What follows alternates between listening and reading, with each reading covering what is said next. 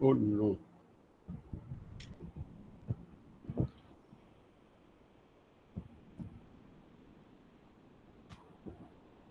Now this is the most important slide which I would like to talk about. This is ALS, MND, no treatment and no hope is the real challenge for homeopathy, which we have taken it in our stride. क्योंकि अक्सर आप देखते हैं कि जब भी कोई patient MND से डायग्नोज होता है तो उसको ये कहा जाता है कि इसका कोई इलाज नहीं है दुनिया भर में।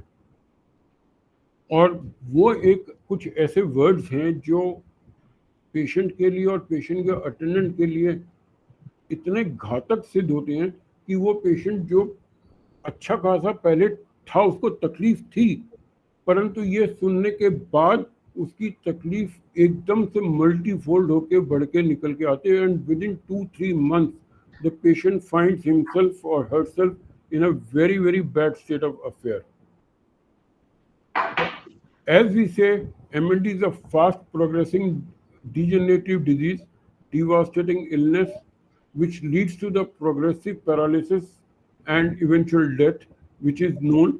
It is essential to be an incurable, considered to be an incurable disease where modern medicine sciences does not have much to offer. ये आई थिंक जितने भी हमारे मरीज हैं, जितने भी हमारे साथ पेशेंट साथ जुड़े हुए हैं, उन सब ने इस चीज़ का एहसास करा होगा। उनको इस बात का पता है कि वो जब भी अपने किसी न्यूरोलॉजिस्ट के पास गए या हॉस्पिटल में गए हैं तो उनको यही वर्ड सुनने को मिले कि इसका कोई इलाज नहीं है और वो पेशेंट को बुरी तरह से हताश करते हैं। Now, no treatment or hope is left for patient, usually told by the neurologist and hospitals.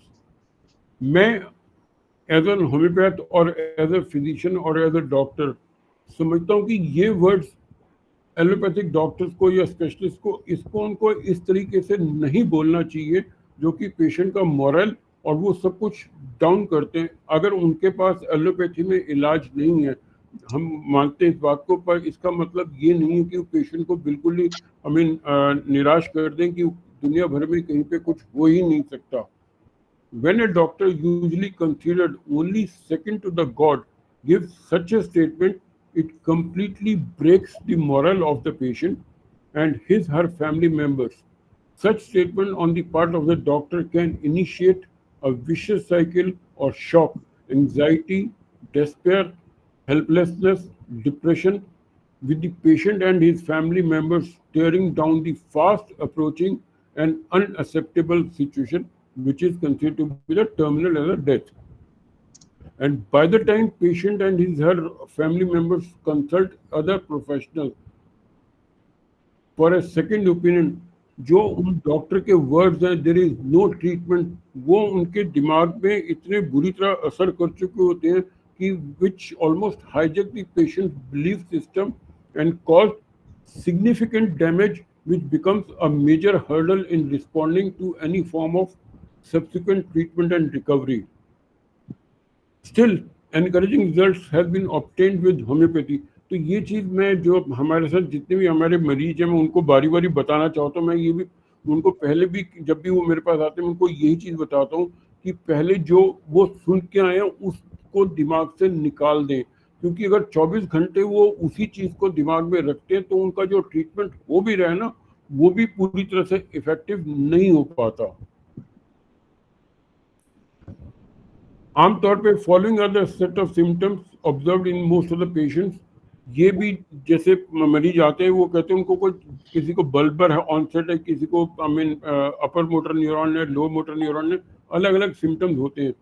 तब वो क्योंकि जब उसको पता चलता है कि उनको ये तकलीफ है तो वो नेट पे सर्च करना शुरू कर देते हैं और उनको सिर्फ पूरा नेट भरा हुआ मिलता है कि इसका कोई इलाज नहीं है और इसके ये सिम्टम है, ये होता है, आगे जाके ये हो जाएगा वो हो जाएगा।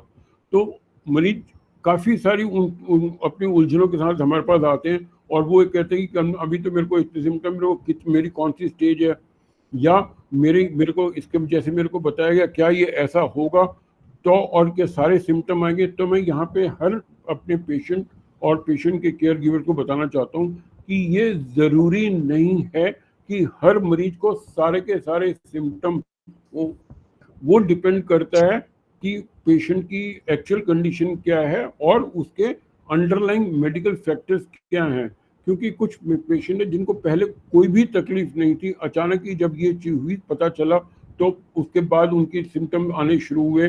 तो ये भी बहुत लोगों को देखने के बाद मिला कि जब से उन्होंने कोविड का इंजेक्शन लगवाया उसके बाद, चाहे कोविड की बूस्टर डोज लगी या उसमें हुआ, तो कुछ पेशेंट्स की हिस्ट्रीज में ये मिला है कि they have started getting symptoms of this. तो इसलिए यहाँ पे इट इज इसेंशियल कि every patient should not think कि ये उनका उस स्टेज तक जाएगा या उस स्टेज तक है। सिम्टम क्या होते हैं, जैसे कि आप सबने महसूस किया होगा, जिसमें कि प्रोग्रेसिव मसल वीकनेस, कईयों को शुरुआती ये होती है कि जैसे कमीज का बटन बंद करने में दिक्कत हो रही है, मसल की वेस्टिंग हो रही है हाथ पैरों में, उसकी इमेसिएशन शुरू हो गई, क्लरिंग शुरू होती है, कईयों की शुरू में आवाज़ धीमी हुई और धीरे धीरे कईयों की आवाज़ ख़त्म भी हो जाती है। स्वॉलोइंग डिफ़िकल्टी, खाने में चबाने में दिक्कत हो, खासतौर पर निगलने में, और वो भी जो पानी पीते हैं तब उनको दिक्कत ज़्यादा होती है। तो कईयों को खांसी छिड़ जाती है, जैसा ठसका सा लग जाता है। मसल्स में क्रैम्प आना, टिचिंग या फेसिकुलेशन, फड़कन होना, गले में चोकिंग या सफोकेशन, खांसी, सलाइवेशन, थूक का निकलना, डिफिकल्टी इन होल्डिंग नेक, गर्दन को सीधा रोक पाना मुश्किल होती है, गर्दन झुकती जाती है तो उठाने में दिक्कत होती है। लेबियलिटी इज अनदर कि लाफिंग और वीपिंग, मरीज बिना किसी बात के जरूरत से ज़्यादा हंसना शुरू कर देता है या रोना शुरू कर देता है। यॉर्निंग, उबासियाँ आनी शुरू हो जाती हैं। टेंडेंसी टू फॉल, गिरने की फीलिंग होती है, मतलब आप, कुछ लोग समझते हैं कि वो आगे को गिर जाएंगे, कुछ पीछे को गिरते हैं, किन्हीं की टेंडेंसी लगती है कुछ साइड पे गिरते हैं। वेट लॉस और शरीर में अकड़ास, हैंड के अंदर रिस्ट और पैरों के अंदर फुट ड्रॉप और फिंगर्स की क्लॉइंग, ये कुछ सिम्टम्स हैं जो कि आम देखने में मिलते हैं। परंतु मैं फिर दोबारा बताना चाहता हूँ, ये हर पेशेंट में सारे सिम्टम नहीं होते, ज़रूरी नहीं है कि सारे सिम्टम आएंगे भी। तो वो डिपेंड करता है कि वो उसको किस टाइप की MND है या ALS है, उसके बाद उसकी तरह पे डिपेंड करती है चीज़ें।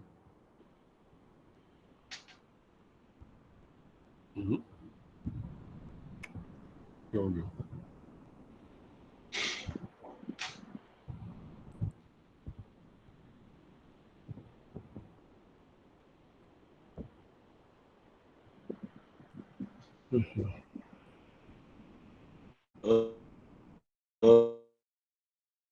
स्क्रीन शेयरिंग शायद स्टॉप हो गई है।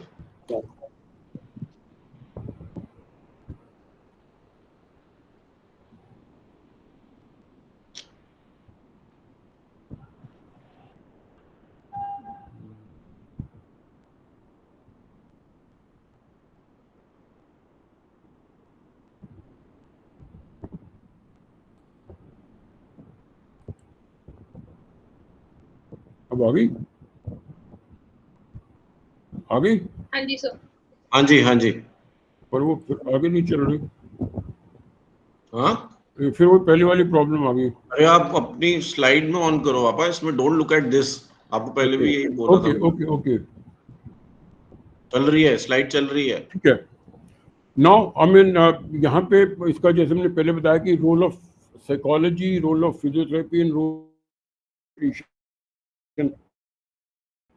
has been found effective at EKGs, OVM and while treating ALS and MND patients with homeopathy। तो जो हमने पहले 2 वेबिनार्स करे उसमें हमने साइकोलॉजी का रोल देखा और साइकोलॉजी की जो पेशेंट्स थे उनको साइकोलॉजिकली हेल्प मिली है। जो उसका सेकंड वाला वेबिनार था उसमें हमने कोशिश करी लोगों को जितने ज़्यादा से ज़्यादा फिजियोथेरेपी के बारे में बताया जाए, बिकॉज बहुत सारे हमारे मरीज हैं जहाँ फिजियोथेरेपी की मैं बताता हूँ उनको तो उनके पास वो अवेलेबल ही नहीं है, या कुछ लोगों को ये कहा जाता है कि फिजियोथेरेपी करने की ज़रूरत नहीं है। तो ये एक गलत धारणा है। फिजियोथेरेपी की ज़रूरत है और उस बॉडी को जितना हम एक्टिव रखेंगे उतना ही आगे काम चला सकेंगे। और क्योंकि हम आज का जो स्पेशली वो कर रहे हैं न्यूट्रिशन और डाइट के लिए, तो I would like to invite Niti Gupta. For that, we'll resume after her presentation. Thank you. Over to Let me welcome Neeti Gupta. She is a very young and dynamic dietitian and nutritionist, and she has been associated with us for past year or so, and she has looked after a lot of our patients. And आज वो ये बताना चाहेंगी कि कैसे neurological diseases में भी and specially MND में भी डाइट एक बहुत इंपॉर्टेंट रोल प्ले कर सकती है एंड क्या चीज हमें लेनी चाहिए, क्या चीज हमें नहीं लेनी चाहिए ऐसे केसेस को ट्रीट करने के लिए, स्पेशली एमएनडी केसेस के लिए. मैं एंड एक चीज यहाँ पे और बताना चाहूंगा, क्योंकि अक्सर मरीज पूछते हैं कि इसका कारण, क्योंकि विच इज एमएनडी या एएलएस का कोई नोन कारण नहीं है कि जिसके पता चले, परंतु हमने ये देखा है कि बहुत सारे पेशेंट्स में, जैसे मैंने कोविड का वैक्सीन का बताया था, और कुछ जेनेटिक है, और कुछ केसेस में हमने ये देखा जिनमें लेड की पॉइजनिंग हुई है, या जिन्होंने अपना क्या नाम डेंटल ट्रीटमेंट कराया तो मरकरी का वो लगा, उसकी फीलिंग हुई भी है, तो वो भी एक कारण है जिसमें की वजह से ये प्रॉब्लम होती है. तो इसलिए हम इस चीज़ को खास तौर पर बताना चाहते हैं पेशेंट्स को कि वो किस टाइप की डाइट लें और किस चीज़ की डाइट ना लें. जैसे इसमें जिनमें लेड बढ़ा हुआ है, जिनमें मर्करी बढ़ा हुआ है, जिनमें आर्सेनिक बढ़ा हुआ है, मैग्नीशियम की प्रॉब्लम है, और जिन जिन चीज़ में डिफिशियंसीज हैं स्पेशली विटामिन की, तो उस बारे में हम चाहेंगे कि नीति आपको हमें पूरा अच्छी तरह से इनके बारे में बताएंगे. धन्यवाद. Welcome Niti, please take over. Thanks a lot, sir, for the lovely words. And sir, very meaningful presentation. बहुत insights मिला है अभी. And मैं screen share कर लेती हूँ and then मैं presentation start करती हूँ. Yes.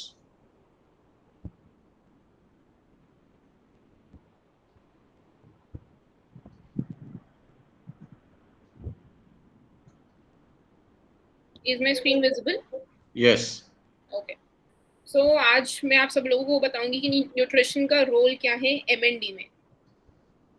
सो एमएनडी होता क्या है? एक सिचुएशन इमेजिन करो जब आपकी ब्रेन बोल रही है कि हाथ हिलाने हैं, बट वो मैसेज मसल्स तक पहुंच ही नहीं रहे. तो यही एग्जैक्टली होता है मोटर न्यूरॉन डिजीज में. बेसिकली ये एक प्रोग्रेसिव न्यूरो डिजेनरेटिव डिसऑर्डर है जो कि मोटर न्यूरॉन, जो कि ब्रेन एंड स्पाइनल कॉर्ड में होता है, उसको इम्पैक्ट करता है. सो बेसिकली बहुत तरह के एमएनडी होते हैं. पहला जो मोस्ट कॉमन है वो एएलएस है, ठीक है, वो सबसे कॉमन है और सिवियर फॉर्म है. तो ये दोनों बेसिकली ब्रेन और स्पाइनल कॉर्ड दोनों, अपर मोटर न्यूरॉन और लोअर मोटर न्यूरॉन को इम्पैक्ट करता है. एंड जो लोग हैं मोस्टली, जैसे सर ने बोला कि अलग अलग लोगों को अलग अलग सिम्टम्स होते हैं, तो जनरली वीकनेस आ जाती है, स्टिफनेस आ जाता है, मसल्स ट्विंचिंग आ जाती है, बोलने में दिक्कत आने लग जाती है, चबाने में दिक्कत आने लग जाती है, और प्रोग्रेसिव स्टेजेस में थोड़ा सांस लेने में भी प्रॉब्लम होता है. नेक्स्ट है पीबीपी. सो उसमें बेसिकली जो हमारी मसल्स इन्वॉल्व होती हैं स्पीच और स्वॉलिंग में, वो इम्पैक्ट होती है. तो सबसे पहले स्लर्ड स्पीच दिखता है या फिर खाने में दिक्कत आनी शुरू हो जाती है. नेक्स्ट है पीएमए. तो ये बहुत रेयर फॉर्म है जिसमें mainly lower motor neuron impact होते हैं, जिसकी वजह से मसल वेस्टिंग शुरू हो जाती है, स्पेशली आर्म्स और लेग्स की. सो की फीचर्स क्या है? सबसे पहला है कि मसल वीकनेस होनी शुरू हो जाती है, जैसे कि कप उठाना या फिर शर्ट के बटन लगाना बहुत डिफिकल्ट बन जाता है. मसल वेस्टिंग होनी शुरू हो जाती है due to reduced nerve supply. बोलने में दिक्कत आने लग जाती है, तो लोगों को स्लो स्पीच या स्लर्ड स्पीच होने लग जाता है. स्वॉलिंग प्रॉब्लम, मतलब कि आप ढंग से निगल नहीं पाते हो, जिसकी वजह से चोकिंग के चांसेस रहते हैं और न्यूट्रिशन भी प्रॉपर नहीं मिल पाता है. नेक्स्ट है ब्रीदिंग डिफिकल्टी. ये प्रोग्रेसिव स्टेजेस में होता है जैसे जैसे रेस्पिरेटरी मसल्स थोड़ी सी वीक हो जाती है. देन नेक्स्ट है कॉजेज एंड रिस्क फैक्टर. जैसे कि सर ने बताया कि एग्जैक्ट कॉज नहीं पता है, बट जो पॉसिबल कॉन्ट्रीब्यूटर्स हैं वो है जेनेटिक म्यूटेशन. मतलब ये 5 to 10% एमएनडी के केसेस फेमिलियल होते हैं, मतलब फैमिली में रन करते हैं. नेक्स्ट है oxidative stress and free radical damage. So हमारी बॉडी जो है वो नेचुरली प्रोड्यूस करती है फ्री रेडिकल, बट जब बहुत ज़्यादा हो जाते हैं तो ये सेल को डैमेज कर देते हैं। देन नेक्स्ट है ग्लूटामेट टॉक्सिसिटी। सो ग्लूटामेट एक न्यूरोट्रांसमीटर होते हैं जो ब्रेन को हेल्प करता है कम्युनिकेट करने में। तो जब बहुत ज़्यादा ग्लूटामेट बिल्डअप हो जाता है न्यूरॉन्स के आसपास, तो वो ओवर स्टिमुलेशन कर देते हैं, जिसकी वजह से नर्व सेल की डेथ हो जाती है। Next is mitochondrial dysfunction. So mitochondria हम सबने पढ़ा था बचपन में, वो power house of the cell होते हैं जो हमारी बॉडी को एनर्जी सप्लाई करते हैं। तो जब वो ढंग से काम नहीं करते हैं तो न्यूरॉन के पास ज़्यादा एनर्जी नहीं होती है, जिसकी वजह से डिजीज जल्दी जल्दी बढ़ने लग जाते हैं। रिस्क फैक्टर क्या है? जनरली ज़्यादातर केसेस में देखा गया है कि 50+ एज के लोगों में होता है ये, ज़्यादातर मेन में होता है विमेन के कंपैरेटिवली। फैमिली हिस्ट्री मतलब कि कोई क्लोज रिलेटिव है जिसको एमएनडी है, उससे रिस्क बढ़ जाता है। ऑन एनवायरमेंटल टॉक्सिन्स जैसे कि लॉन्ग टर्म एक्सपोजर है पेस्टिसाइड्स, हेवी मेटल्स या केमिकल्स का, तो वो भी कंट्रीब्यूट कर सकता है इस चीज़ को। नाउ कमिंग टू न्यूट्रिशन का रोल क्या है एमएनडी में, ठीक है। जो एमएनडी है वो जनरली धीरे धीरे चबाने में, निगलने में और सांस लेने में जो मसल्स इन्वॉल्व होती हैं उनको इफेक्ट करता है। तो इसकी वजह से एडिक्वेट न्यूट्रिशन मेंटेन करना चैलेंज हो जाता है, बट बहुत ज़रूरी है वो। सो देखते हैं कि कैसे हेल्प करता है। सबसे पहला है कि वो मसल मास को मेंटेन करता है और माल न्यूट्रिशन को प्रिवेंट करता है। सो मसल वेस्टिंग हो रही है, उसकी वजह से क्या हो रहा है कि जब हम रेस्ट पे हैं तब भी बॉडी ज़्यादा कैलोरी बर्न कर रही है।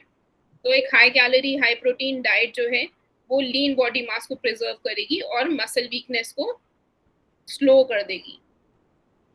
देन नेक्स्ट है supports nerve function and slow degeneration. तो बहुत सारे न्यूट्रिशन होते हैं जैसे omega 3 fatty acid, vitamin B, D, magnesium, zinc, जो बहुत ज़रूरी है नर्व प्रोटेक्शन में। और एंटीऑक्सीडेंट्स भी अगर हम अच्छे से लेते हैं तो ऑक्सीडेटिव स्ट्रेस कम हो जाता है बॉडी में। नेक्स्ट है improves energy level and immunity.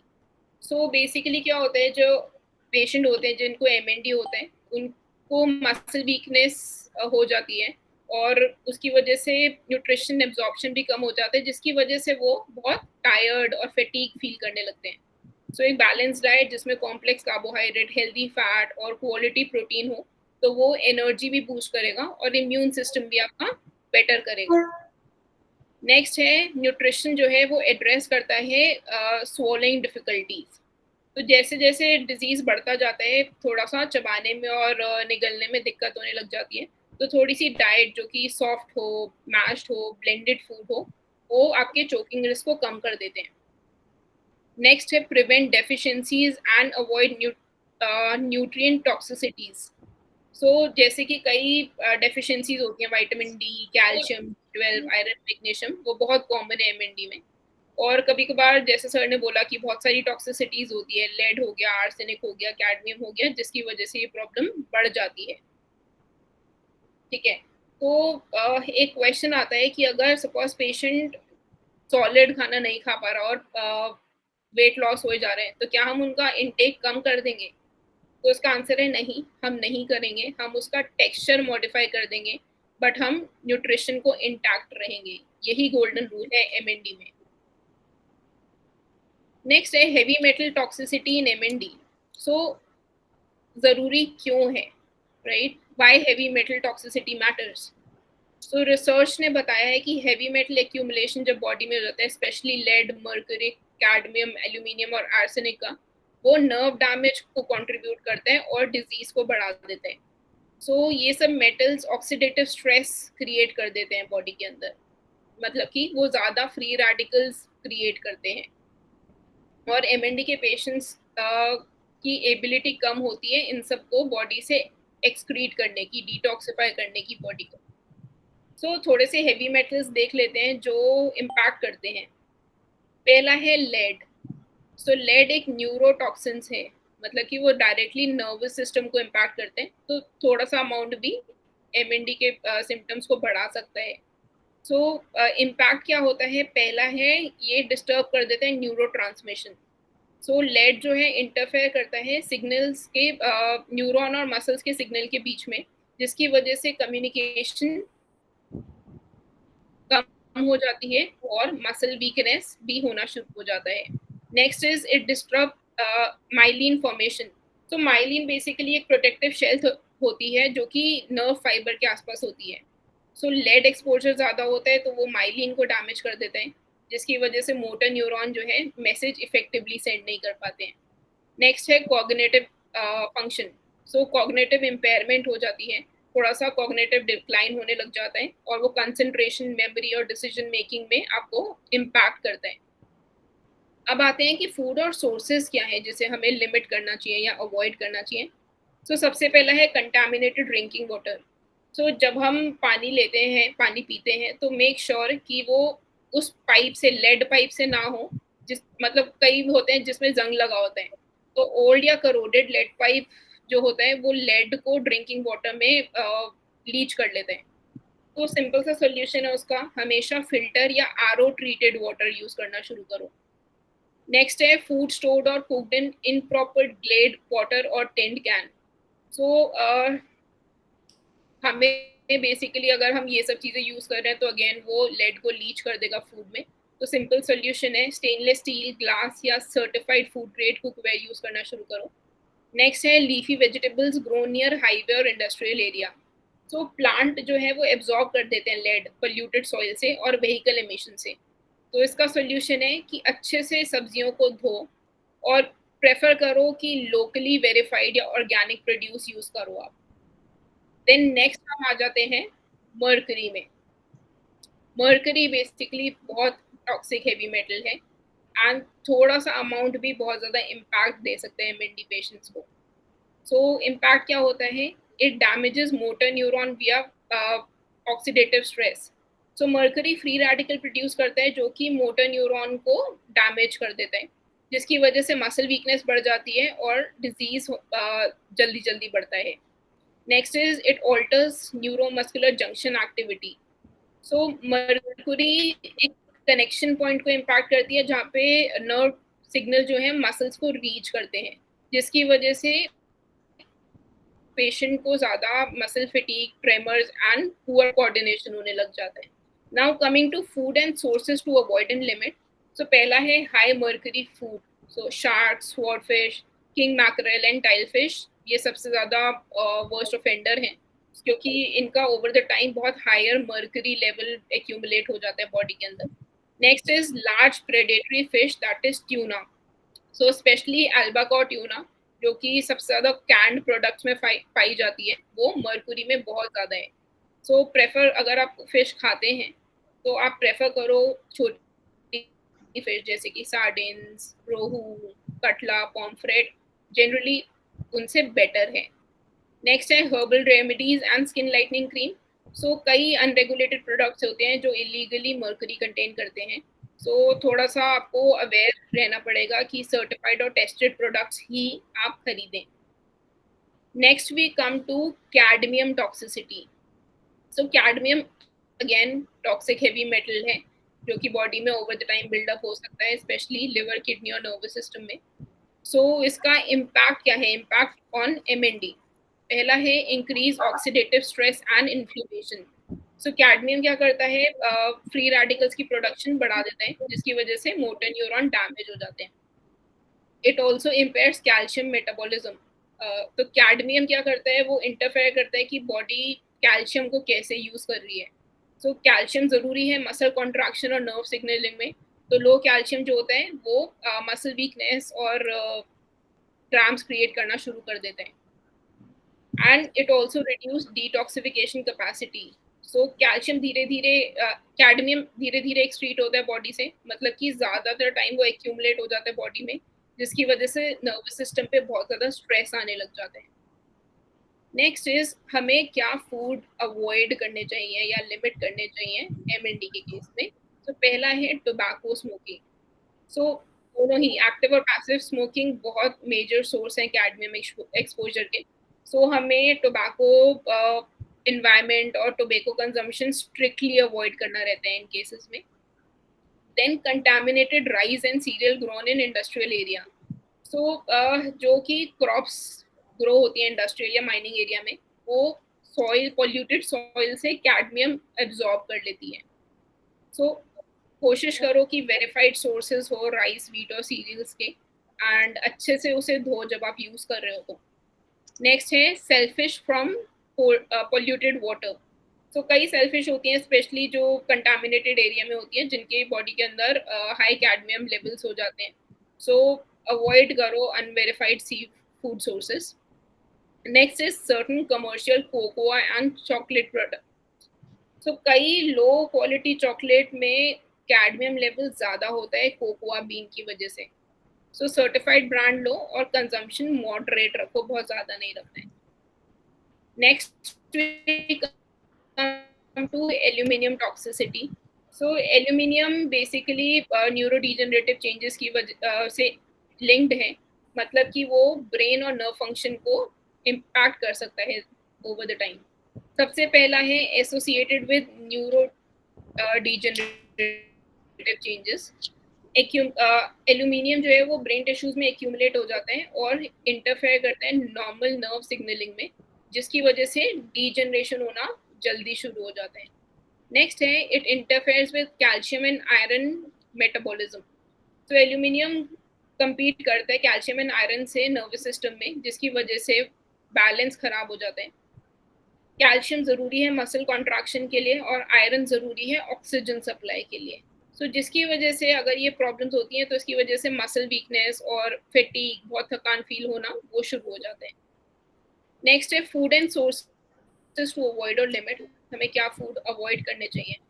तो पहला चीज़ है excessive use of aluminium foil for cooking acidic food, specially tomato and lemon.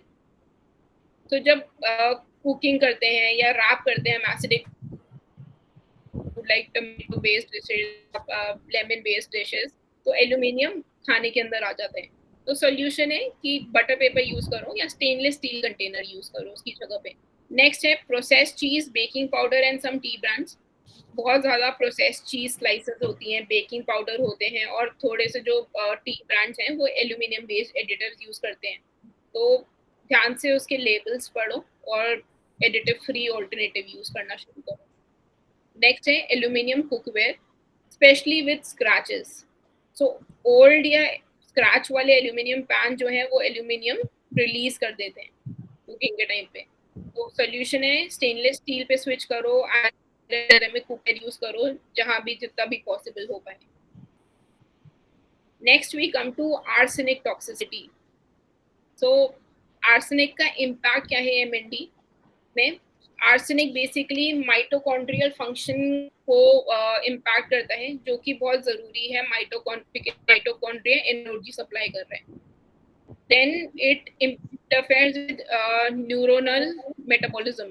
So basically क्या है, वो एनर्जी प्रोडक्शन में इम्पैक्ट करता है और प्रोटीन सिंथेसिस में भी आपको इम्पैक्ट करता है। Then what are the sources, food and sources to avoid and limit.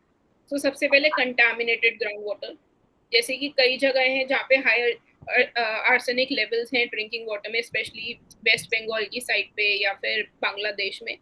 सो अगर हम बहुत ज़्यादा टाइम तक वो कंज्यूम करते रहते हैं तो वो आर्सेनिक एक्यूमुलेशन कर सकते हैं हमारी बॉडी के अंदर। Next is over consumption of rice. तो rice specially high arsenic region की वजह से एमएनडी के केसेस में इंक्रीज हो जाते हैं। सो ओवर कंजम्पशन अवॉइड करना चाहिए। राइस को सो करो और एक्सेस वाटर में बनाओ, जिसकी वजह आर्सेनिक कंटेंट कम हो जाता है उसका। थोड़े सी फूड भी पॉल्यूटेड पानी के अगर हम सी फूड कंज्यूम कर रहे हैं तो वो भी आर्सेनिक टॉक्सिसिटी क्रिएट कर सकते हैं। तो चूज करो सी फूड अगर खाना है तो चूज करो from safe certified sources. Now we'll discuss vitamin and mineral deficiency MND में कॉमन क्यों है, राइट? सबसे पहले एमएनडी के केसेस में डिस्फेजिया हो जाते हैं, जिसका मतलब है कि स्वॉलिंग डिफिकल्टी होने लग जाती है, जिसकी वजह से खाने का इंटेक कम हो जाता है। तो न्यूट्रिएंट डेंस फूड जो है, फ्रूट्स, वेजिटेबल, नट्स और प्रोटीन का कंजम्पशन कम हो जाता है, जिसकी वजह से विटामिन और मिनरल्स नहीं जाएंगे, जैसे कि विटामिन डी हो गया, कैल्शियम, विटामिन बी, मैग्नीशियम। तो इन सब की डेफिशिएंसीज होनी शुरू हो जाती है। तो and the next is increase nutrient demand due to oxidative stress. So MND associated oxidative stress हो जाता है मोटर न्यूरॉन में फ्री रेडिकल्स को हटाने के लिए बॉडी में। अगर डाइट नहीं करती है तो वो और ज़्यादा पेशेंट वीक होता जाता है। माल एब्जॉर्प्शन इन सो कई केसेस में MND के पेशेंट को गैस्ट्रोइंटेस्टाइनल इश्यूज होने लग जाते हैं जिसकी वजह से न्यूट्रिशन का एब्जॉर्प्शन प्रॉपर नहीं हो पाता है। तो fat soluble vitamin A, D, E के जो होते हैं एंड मिनरल्स जैसे कि मैग्नीशियम, जिंक जनरली इम्पैक्ट हो जाते हैं। तो उसकी वजह से डाइट प्लानिंग ज़रूरी हो जाती है। सो अब हम फोकस क्या क्या विटामिन और मिनरल डेफिशिएंसी हैं, क्या सोर्सेज हैं जिससे हम इंक्रीज कर सकते हैं इसे। So number 1 is magnesium. So magnesium का रोल क्या है? मसल रिलैक्स करता है, तो मसल्स को कॉन्ट्रैक्ट और रिलैक्स करने के लिए बहुत ज़रूरी है, जिसकी वजह से स्टिफनेस और क्रैम्प्स कम हो जाते हैं बॉडी में। नेक्स्ट है नर्व कंडक्शन। तो बेसिकली इलेक्ट्रिकल सिग्नल्स जो जाते हैं नर्व और मसल में, तो उसकी ट्रांसमिशन में ये हेल्प करता है बहुत ज़्यादा। Next is energy production. So ये ATP सिंथेसिस जो कि क्रूशियल है सेलुलर एनर्जी के लिए, और तो उसमें इन्वॉल्व रहता है। डेफिशिएंसीज में क्या होता है? जब डेफिशिएंसी होती है तो आपको कैसे पता चलता है? मसल्स क्रैम्प होने शुरू हो जाते हैं, ट्रेमर्स या फिर इनवॉलेंट्री मसल मूवमेंट होनी शुरू हो जाती है, फैटीग होने लग जाता है, लो एनर्जी लेवल रहने लग जाते हैं, न्यूरोमस्कुलर इरिटेबिलिटी हो जाती है। अब हम सोर्सेज क्या हैं इसके, हम डाइट में इंक्लूड क्या क्या कर सकते हैं? तो सोर्सेज हैं, सबसे पहले सीड्स की बात करेंगे तो पंपकिन सीड्स और सनफ्लावर सीड्स इंक्लूड कर सकते हैं। नट्स की बात करें तो आलमंड और कैश्यू यूज कर सकते हैं। लीफी ग्रीन्स की बात करें तो spinach and fenugreek leaves use कर सकते हैं। एंड फ्रूट्स की बात करें तो बनाना एंड एवोकाडो। तो हमें मैग्नीशियम रिच फूड जो कि इजी टू स्वॉलो है उस फॉर्म में यूज करना चाहिए, जैसे कि हमने स्मूदी बना लिया या कुक्ड वेजिटेबल्स दिया, तो जरूरी है बट इन्हें रेगुलरली अपनी डाइट में इंक्लूड करना।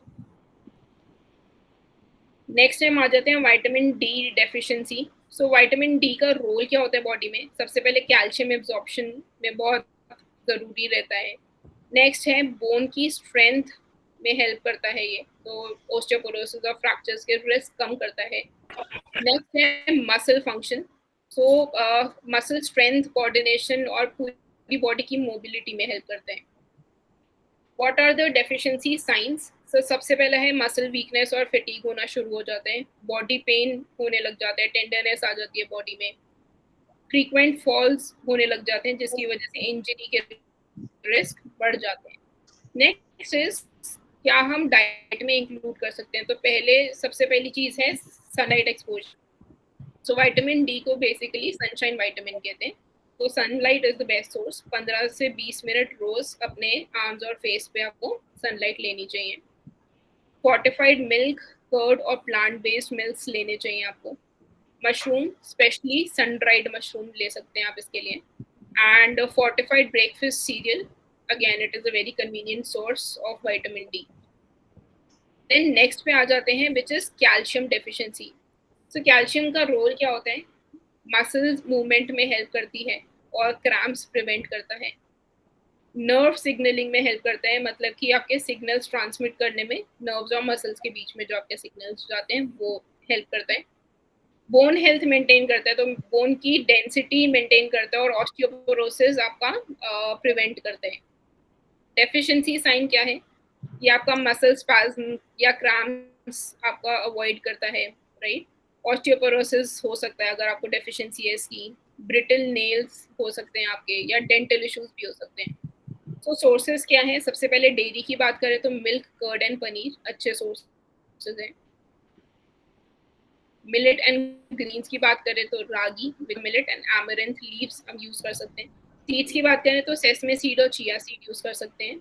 सोया प्रोडक्ट्स यूज कर सकते हैं, टोफू या सोया मिल्क। अगेन इसे सॉफ्ट या ब्लेंडेड फॉर्म में देना है, जैसे कि स्मूदीज, सूप्स आप दे सकते हैं जिसमें पेशेंट्स को अगर स्वॉलिंग डिफिकल्टी है तो ईजिली ले पाए। And again the main thing is कि डेली इनटेक कंसिस्टेंटली मेंटेन करना है हमें। Next, vitamin B12 deficiency. Role क्या है विटामिन B12 का? Myelin sheath production. तो बेसिकली क्या रहता है कि वो प्रोटेक्शन कवरिंग होती है नर्व्स के आसपास, तो उसको मेंटेन करके रखता है। नर्व फंक्शन, सो ये सेंसरी एंड मोटर फंक्शन को सपोर्ट करता है। Next is red blood cell formation, जिसकी वजह से एनीमिया के चांसेस होते हैं, तो उसे प्रिवेंट करता है।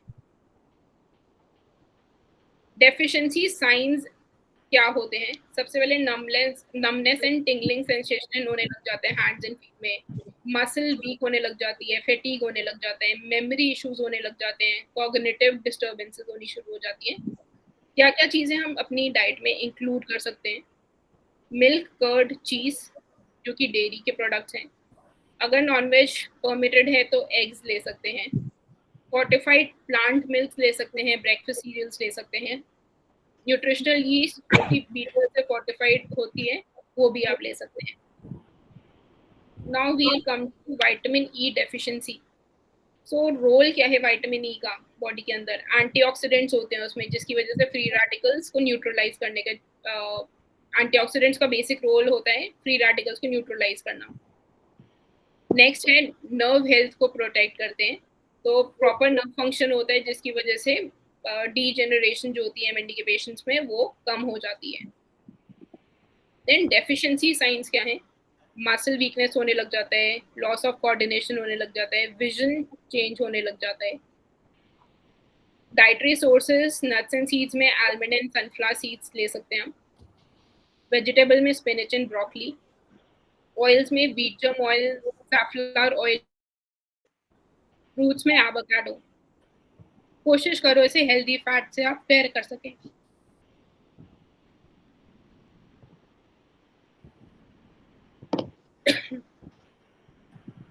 Okay.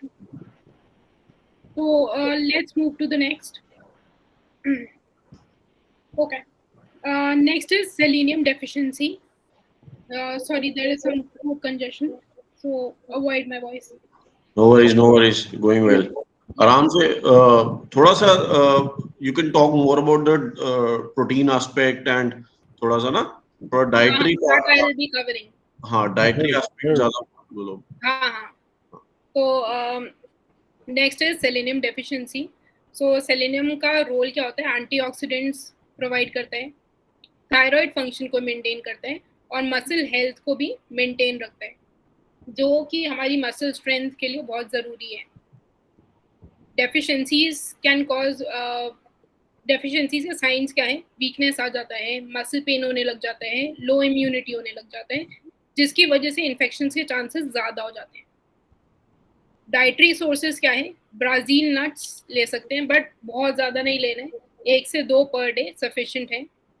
सनफ्लावर सीड्स ले सकते हैं आप, होल ग्रेन्स ले सकते हैं, जैसे कि ब्राउन राइस, ओट्स हो गए, और लेंटिल्स लेना शुरू कीजिए डाइट में। नेक्स्ट है zinc deficiency. So zinc basically nerve function को आपका मेंटेन रखता है, इम्यूनिटी बूस्ट करता है, और वूंड हीलिंग में कोई चोट लग जाए तो उसको हीलिंग पावर बढ़ जाती है। डेफिशिएंसी साइंस क्या है? इम्यूनिटी वीक हो जाती है, हीलिंग डिले होनी शुरू हो जाती है, और टेस्ट चेंज होने लग जाता है। डाइट में क्या इंक्लूड कर सकते हैं हम? होल ग्रेन जैसे कि व्हीट और मिलेट्स यूज कीजिए, चिकपी और लेंटिल्स यूज कीजिए, cashew and pumpkin seeds, mushrooms, ये सब। Now coming to the main thing, muscle weakness होने लग जाती है बॉडी में, तो मसल वीकनेस को प्रिवेंट करने के लिए सबसे ज़्यादा रोल आता है प्रोटीन का। तो प्रोटीन ज़रूरी क्यों है एमएनडी के केसेस में? क्योंकि वो मसल मास मेंटेन करते हैं और मसल वेस्टिंग को डिले कर देते हैं, वो सपोर्ट करते हैं repair of nerve and muscle tissues. Then immunity boost करते हैं, जिसकी वजह से बॉडी का डिफेंस सिस्टम जो है वो स्ट्रांग हो जाता है, जिसकी वजह से आपकी बॉडी को इन्फेक्शन फाइट करने में हेल्प मिलता है। Then next comes it provide sustained energy and strength, जिसकी वजह से पेशेंट्स का स्ट्रेंथ एंड एंड्योरेंस इंक्रीज होता है, और ये अनइंटेंशनल वेट लॉस जो कि बहुत कॉमन है एमएनडी के पेशेंट्स में, उसे भी प्रिवेंट करता है। अब लेना कितना चाहिए? सो इनटेक बेसिकली है 1.2 से 1.5 ग्राम प्रोटीन पर KG body weight per day. तो सपोज अगर किसी का वेट है 60, तो अप्रोक्सीमेटली 1.5 ग्राम के अकॉर्डिंग कैलकुलेट करें तो 90 ग्राम प्रोटीन चाहिए रहता है, right. And it should be spread across meals, मतलब ऐसा नहीं कि एक ही मील में बहुत ज्यादा कर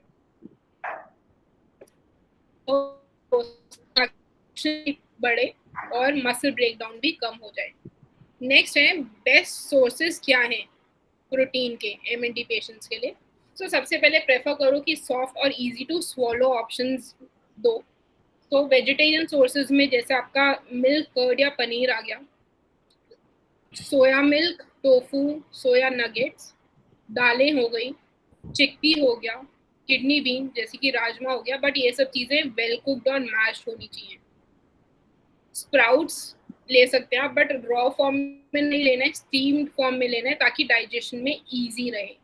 नट्स एंड सीड जैसे कि almond butter, peanut butter, ground flax seed, chia seed, ये सब इंक्लूड कर सकते हैं। किनुआ एंड जो कि ग्लूटेन फ्री ग्रेन्स है, वो इंक्लूड कर सकते हैं आप डाइट में। नेक्स्ट है एगिटेरियन सोर्सेज क्या हैं। So again easy to swallow options use करने हैं। सबसे पहला है एग। तो एग में बॉइल्ड, स्क्रैम्बल्ड या फिर सॉफ्ट ऑमलेट्स में आप बना के दे सकते हैं। तो इसमें बेसिकली कंप्लीट प्रोटीन होता है, राइट। तो आप ये ले सकते हैं। और आप एग कस्टर्ड भी बना सकते हैं, अंडा भुर्जी भी बना सकते हैं। तो ये सब ऑप्शंस हैं। नॉन वेज सोर्सेज अगर डॉक्टर अलाउ करते हैं तो नॉन वेज सोर्सेज में आप सॉफ्ट कुक फिश ले सकते हैं, जिसमें मोस्टली सैल्मन या पॉम्फ्रेट लेना है, क्योंकि हमने पहले देखा कि इसमें मर्करी कंटामिनेशन बहुत ज़्यादा रहता है। तो ओमेगा 3 और प्रोटीन में रिच होते हैं, जिसकी वजह से आपका न्यूरॉन की हेल्थ मेंटेन रहती है। आप कोशिश करो कि वो स्टीम हो, पोच्ड हो या सॉफ्ट ग्रेवी टाइप्स में बना के लीजिए। Next is chicken. तो चिकन को आप जो फॉर्म में ले सकते हैं वो है सूप, मिन्स्ड चिकन डिशेस ले सकते हैं। अगेन हाई क्वालिटी प्रोटीन है, इजी टू डाइजेस्ट है अगर आप अच्छे से सॉफ्ट तरीके से बना रहे हैं तो। Now coming to practical tips, हम क्या टिप्स हैं प्रोटीन इनटेक के लिए। तो पहला चीज़ है स्मूदी यूज़ कीजिए मिल्क और नट्स के साथ, ब्लेंड करके ले सकते हैं। तो न्यूट्रिएंट डेंस भी है, वो आपकी बॉडी को न्यूट्रिशन प्रोवाइड करेगा, प्रोटीन बहुत हद तक प्रोवाइड करेगा। अगर खाना प्रॉपर्ली नहीं खा पा रहे हैं तो प्रोटीन पाउडर, जो कि वे प्रोटीन हो गया, सोए प्रोटीन हो गया, पी प्रोटीन हो गया, वो कीजिए आप इंक्लूड डाइट में। देन नेक्स्ट इज सीरियल और पल्सेस का कॉम्बिनेशन लेना शुरू करो ताकि आपको कंप्लीट प्रोटीन मिले, जो अमीनो एसिड्स है वो सारे मिले आपको। जैसे कि चावल खा रहे हैं तो उसके साथ दाल यूज़ कीजिए, चपाती खा रहे हैं सोया करी, है ना, वैसे कीजिए ताकि आपको कंप्लीट प्रोटीन मिले। देन फोकस करना है high calorie high protein snack पे, जैसे कि पनीर क्यूब्स, कर्ड सीड्स के साथ या नट बटर्स यूज़ कर सकते हैं आप, ठीक है। देन सो बेसिकली हम ज़्यादा एडिक्वेट प्रोटीन लेते हैं तो वो आपकी स्ट्रेंथ को मेंटेन करता है, मोबिलिटी को मेंटेन करता है और क्वालिटी ऑफ लाइफ इम्प्रूव करता है, क्योंकि मोबिलिटी होगी, थोड़ा सा आपको बेटर फील होगा, मसल्स आपकी स्ट्रांग रहेंगी, तो it will definitely help you out. Now what is the practical dietary guidelines for MND patients. High calorie diet लेनी है, न्यूट्रिएंट डेंस डाइट लेनी है ताकि वेट लॉस ना हो। तो उस खाने पे फोकस करो जो मैक्सिमम न्यूट्रिशन और कैलोरीज, छोटे पोर्शन लें बट उसमें हमारे कैलोरीज और न्यूट्रिशन ज़्यादा मिले, जिसकी वजह से हमारे को अनइंटेंशनल वेट लॉस नहीं होता है और एनर्जी भी हमारी मीट हो जाती है। इंक्लूड करना है soft and easy to swallow food, so soup, smoothies, pureed vegetable, soft cook grain, ये सब यूज़ करना शुरू करो। एडिक्वेट प्रोटीन जैसे कि डेयरी, पल्सेस, एग्स वगैरह इंक्लूड करो डाइट में। तो अगेन जो मील्स हैं, स्मॉल फ्रीक्वेंट मील्स लीजिए, ठीक है, ऐसा नहीं कि एक बार में बहुत ज़्यादा खाना है, स्मॉल फ्रीक्वेंट मील्स लीजिए ताकि वो डाइजेस्ट भी इजीली हो जाए और खाने में भी दिक्कत ना हो। तो उससे आपको कैलोरी भी मेंटेन रहेगी और न्यूट्रिशनल इनटेक पूरे दिन का भी मेंटेन रहेगा। Next very important is stay hydrated, पानी, छाछ, नारियल पानी, सूप, ये सब लेना शुरू कीजिए, ठीक है। जो ज़्यादा आप हाइड्रेटेड रखोगे तो आपकी डाइजेशन, मेटाबॉलिज्म और ओवरऑल हेल्थ में इम्प्रूवमेंट मिलेगा इससे आपको। आप पेशेंट्स के लिए क्या टिप है? प्रेफ़र करना है filtered water, RO water with activated carbon, choose organic produce where possible. फलों और सब्जियों को अच्छे से धोना है ताकि आपके जो सॉइल के रेसिड्यू हैं वो हट जाएँ। डाइवर्सिफ़ाई करो ग्रेन इनटेक, तो जैसे कि चावल के साथ आप मिलेट इंक्लूड कर सकते हो, किनोआ ले सकते हैं, व्हीट ले सकते हैं। Then soft and easy to swallow preparation जैसे कि स्मूदी, पॉरेजेस, मैश्ड वेजिटेबल जो है वो ईज़ी होते हैं खाने में, तो वो यूज़ करना शुरू कीजिए। और जो ये न्यूट्रिएंट रिच फूड है वो स्मॉल फ्रीक्वेंट मील्स में लीजिए ताकि आपको बहुत ज़्यादा थकावट ना हो, है ना? तो स्मॉल फ्रीक्वेंट मील्स लेना है और स्मॉल फ्रीक्वेंट मील्स में आप कोशिश करो कि जितना न्यूट्रिएंट रिच फूड ले सकें, वो उतना न्यूट्रिशन रिच फूड लेना है ताकि आपको थकावट ना हो, है ना? ऐसा नहीं कि बहुत ज़्यादा खाना है, कम खाओ बट न्यूट्रिशन वाली चीज़ें खाओ। So that was all from my side. Definitely we can discuss about the question. I hope this was insightful. Very nice, Niti. Thank you so much. This was highly extensive, exhaustive, intensive, informative, and very useful. Very, very useful. And I'm very hopeful, and I'm sure that all the patients and everybody who has joined this webinar would have, benefited from this. And I would request you कि आप ना chat box में please अपना name and अपने email ID with your phone number and all आप डाल दीजिए कि जो भी पेशेंट आपको कभी फ्यूचर में कांटेक्ट करना चाहे they can contact you for their dietary needs क्योंकि as we all know MND is a very progressive disease fast progressive disease and इसमें it's not just one thing that will help. It is a cumulative effect of everything that helps, and that is why that is the whole purpose of this series. And so, to continue further, Dr. Gupta wanted to show some fantastic improvement in certain cases. I would ask Dr. Gupta to please resume. Well, first of all, I would thank Niti. It was really very nice. And the best part is, I mean, when you were telling about this thing, supplements and all that. Recently, I had a patient from Dubai. So he was taking 42 supplements every day. 42 types of medicine. And when we sent him the medicine, मैंने उसमें उनको कहा था कि जिस दिन ये दवाई लेनी है उस दिन मतलब क्रॉस वाली लें, उस दिन और कोई दवाई ना लें।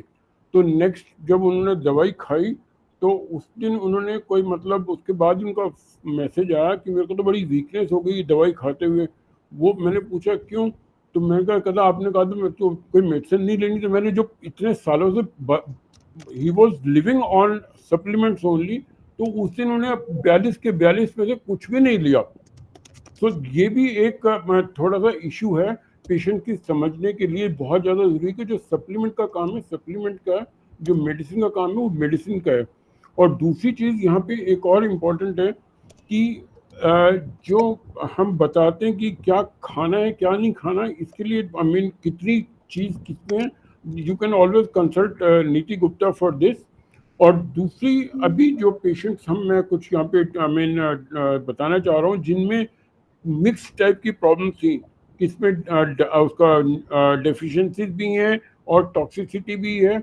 और सबसे इम्पोर्टेंट चीज़ है कि जो पेशेंट और पेशेंट के रिलेटिव ये सोचते हैं कि हमें आराम किस चीज़ में आएगा, कब आएगा, कैसे आएगा।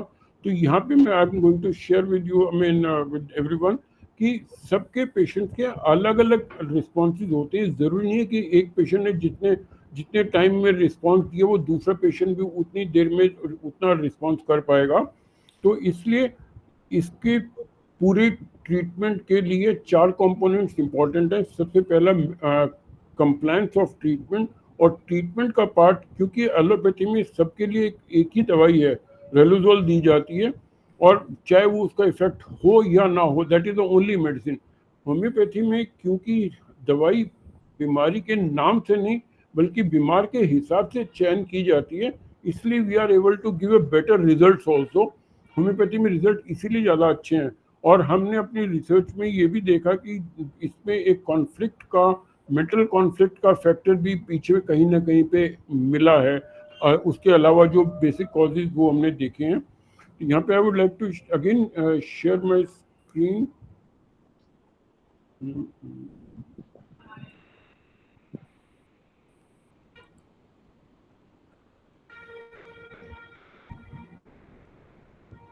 Yes, it is visible. Okay. हाँ जी. Now I'll just see.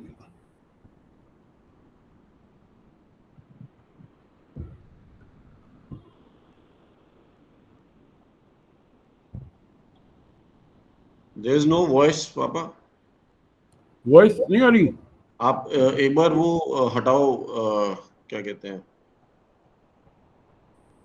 क्या अपना क्या अपना हेडफोन्स का वो हटाओ. वहां से निकाल दीजिए. Okay. हाँ, अब आएगी. अब प्ले करो. नहीं, आपका लगा हुआ कनेक्टर लगा हुआ है ना. अब आ रही है. आ रही है? हाँ जी.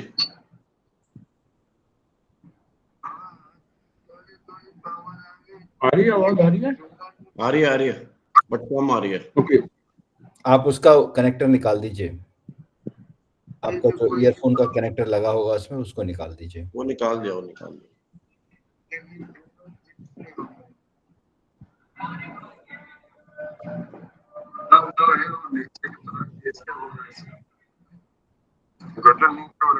यहाँ पे अलग अलग पेशेंट की अलग अलग सिचुएशन है, जो कि मैं हमें दिखाने की कोशिश कर रहा हूँ.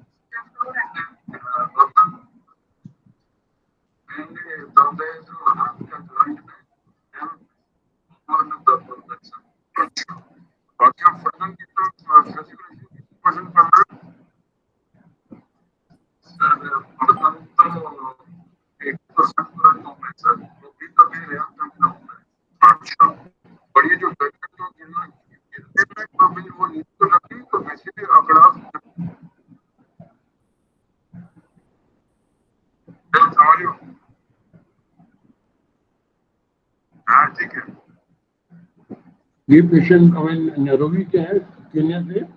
हिंदी जानते हैं पर उनकी थोड़ी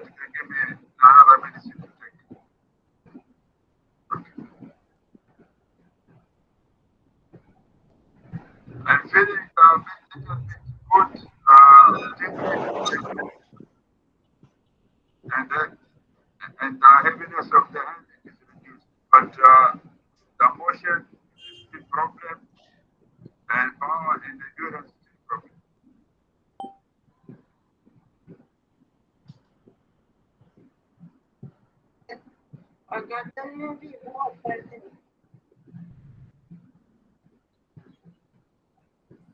फ्लेक्सिबिलिटी कम है, लेकिन जो वो 60%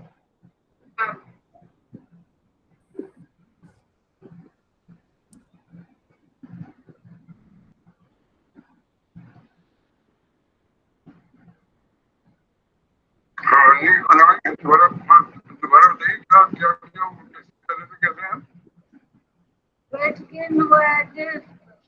1.5 किलो वेट गेन हुआ है. Very good. और हाँ, अब कमजोरी भी कम हुआ है. उम्र भी कम भी हुआ है. ठीक है. और जो एंजाइटी घबराहट वगैरह वो कैसी है? वो थोड़ा कम है.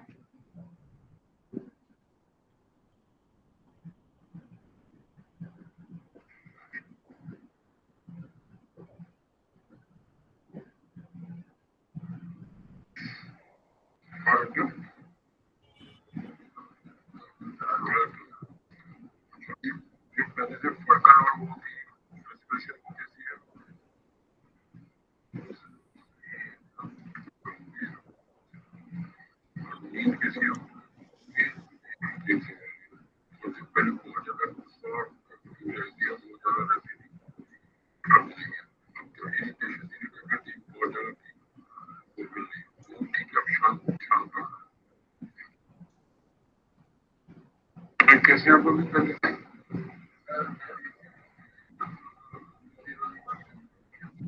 हाँ, थोड़ा सा फर्क है, कुछ फर्दर मसल लॉस या वेट लॉस तो नहीं हुआ, नहीं हुआ, और जो खांसी का वो दिक्कत हो रही थी वो आराम है। अभी इस टाइम सबसे ज्यादा दिक्कत क्या लग रही है?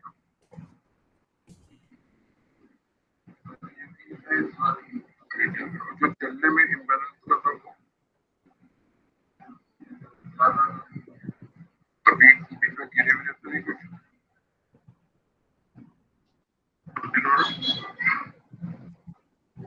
लग गया,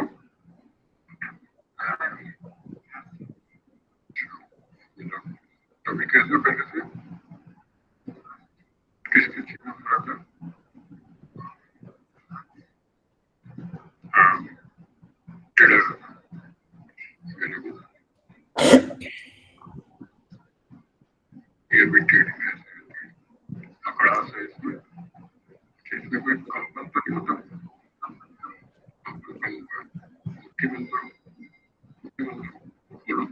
हाँ नहीं हालांकि दोबारा, हाँ दोबारा नहीं था,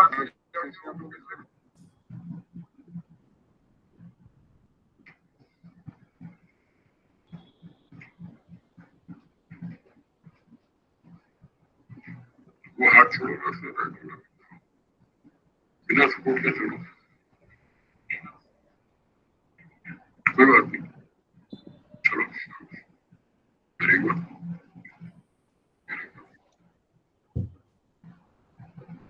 ये भी आगे को गिरने की फीलिंग होती है, पीछे ठीक है, और अब सीधे खड़े हो, बिल्कुल खड़े हो। पैरों में कंपन तो नहीं होता खड़े रहने की, पैर होता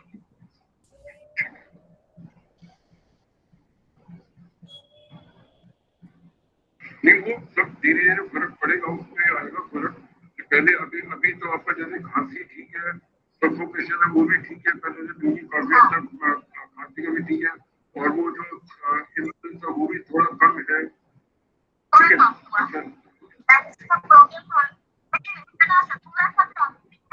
अच्छा, वो व्हाट एंजाइटी और घबराहट जो था बहुत ज्यादा,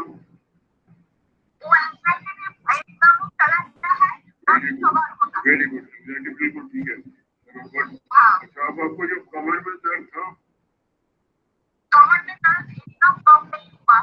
अच्छा वो उतना ही है, बढ़ा तो नहीं?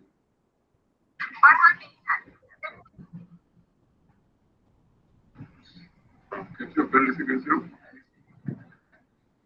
कोई वेट वाला तो कम नहीं हुआ, वेट गेन हुआ, वेरी गुड।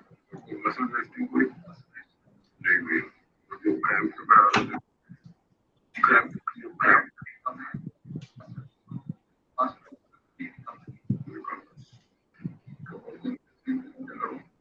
हार्ट में नमनेस थी। ये कौन सी वीडियो चल रही है आपको? बहुत देर से एक पे ही रुकी हुई है। अच्छा, अगर एक ही पोजीशन नहीं आ नहीं रही क्या? आवाज बदले जा रही है बट स्क्रीन तो आपकी चेंज ही नहीं हुई।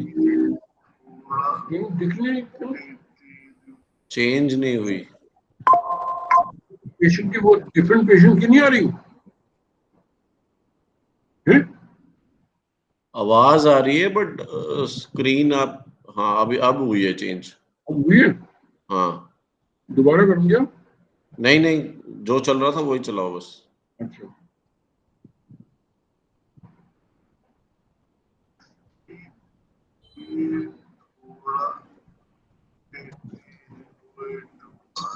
स्लो किया। What about the flexibility? वो थोड़ा कम।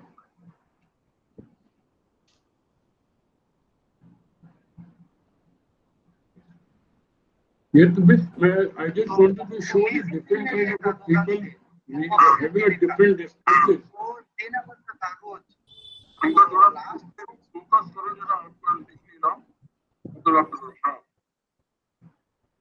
अब वो जबरदस्त चल रहा, वो वो मेसिन अब लास्ट ये सब का सब 5-7 दिन से नहीं यूज कर रहा है। अच्छा ठीक है सर, हो गया। हाँ इसका प्रॉब्लम ठीक है। हाँ। और क्या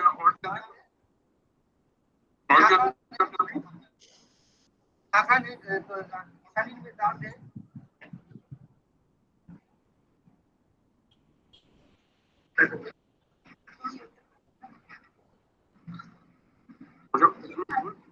फुल बॉडी टन की तरह मेरी सफोकेशन की वो की तरह घुटन सफोकेशन अच्छा। और मुझे स्वेलिंग वगैरह भी ठीक है पैरों में थोड़ी थोड़ी है सर, ज्यादा नहीं, आज कम है। हाथों की ठीक है। अच्छा और ज्यादा टाइम दर्द करती है। निकलने में जो तकलीफ होती थी वो एक बार भी नहीं हुआ है 1 महीने में।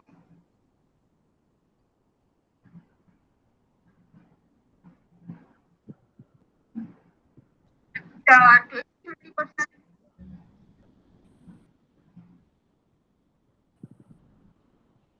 वो एक बार भी नहीं हुआ 1 महीने में।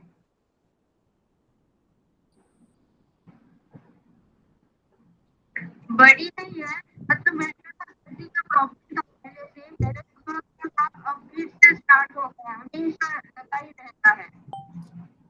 सर आवाज साफ नहीं है, आ रही है जा रही है। कोल्ड हो रहा है। आवाज नहीं है। आवाज कम है, मतलब कोई बात वॉल्यूम। नहीं सर, इट इज थोड़ा सा रह गया बस। लैब में 40% की कमी है, उससे ज्यादा कम नहीं हो रहा है। अच्छा आपकी लाड में 40% कमी है। ओके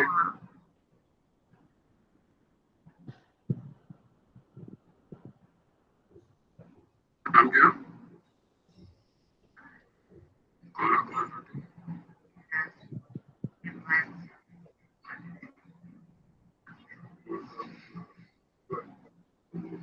अभी किस किस चीज का रोग है, कैसे आवाज सही होती है।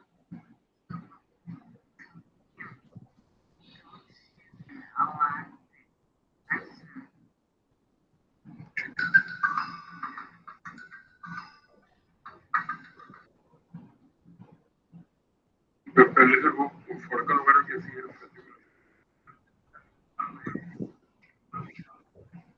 अच्छा कितने वर्ष का उम्र है? अच्छा अभी मुट्ठी और हाथों में अभी नहीं। आपका नाम क्या? अच्छा, कैसे महसूस कर रहे हैं पहले से? किस किस चीज में?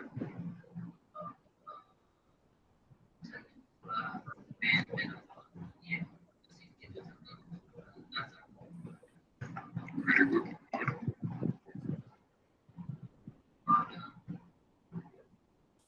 जो फड़कन हाँ बैलेंसिंग। हाँ जी मनोज जी कैसे पहले से? बताओ शाबाश।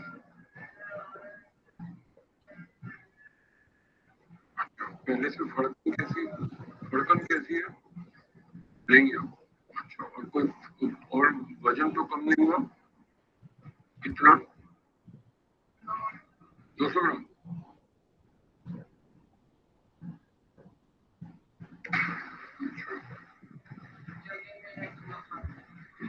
चलने में पहले से ठीक है थोड़ा। क्या ठीक है मतलब जो इम्बैलेंस हो रहा है वो पूरा नहीं है। ठीक है वो बीच में गिरी हुई तो नहीं है? कोई फर्दर वेट लॉस तो नहीं हुआ? एक बड़ा बन गई जाके बाहर में सर पूरा पहले अपना चेकअप किया हुआ है।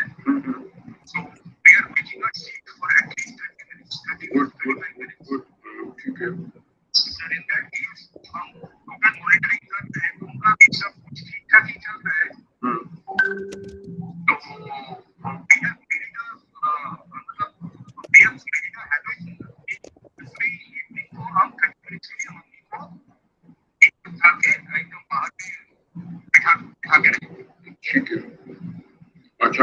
अभी इशू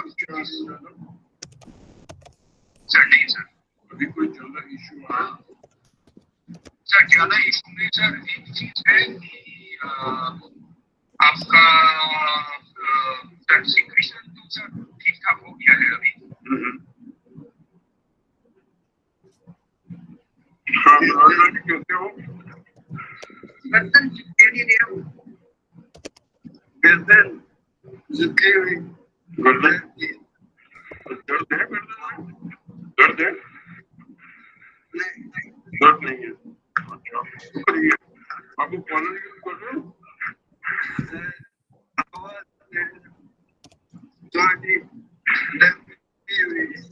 आवाज तो भी है, ठीक है।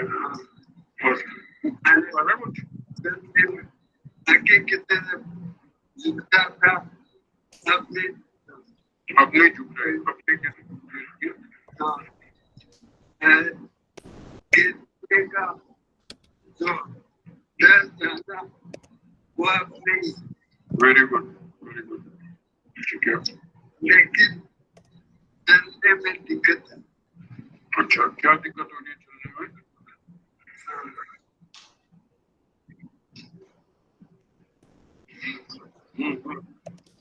अभी तबीयत ओवरऑल कैसी है पहले से? जैसे पेशेंट फ्रॉम नेपाल, पहले से कैसे हो? किस किस चीज में फर्क है? आवाज आ रही है?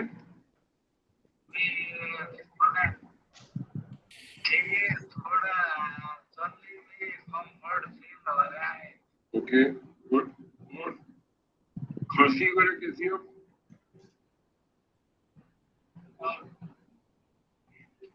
खांसी ठीक है, थोड़ा कम हुआ है कि ऐसे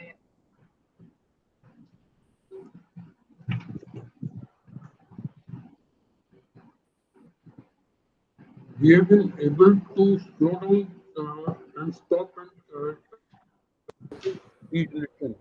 जो कि जैसे जो भी मेरे पर हमारे पास होम्योपैथिक में ट्रीटमेंट के लिए पेशेंट आते हैं, उनको सबसे पहले यही चीज़ बताते हैं, उनका ये एक्सपेक्ट करते हैं वो कब तक ठीक हो जाएगा, कैसे ठीक होगा। तो मैं हम सबको सबसे पहले यही बताते हैं कि क्योंकि ये प्रोग्रेसिव डिजीज है, तो इसका सबसे पहले हमारा जो एफर्ट है कि अगर आपकी प्रोग्रेशन स्लो हो जाती है तो it means we are going in a right direction.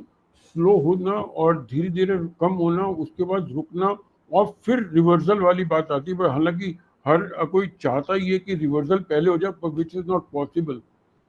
With homeopathy, we have been able to provide symptomatic relief in predominant complaints of almost all the patients.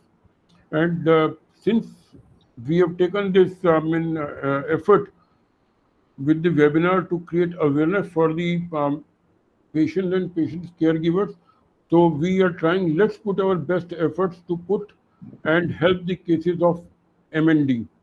ये उसका हम वो मान के चल रहे हैं। और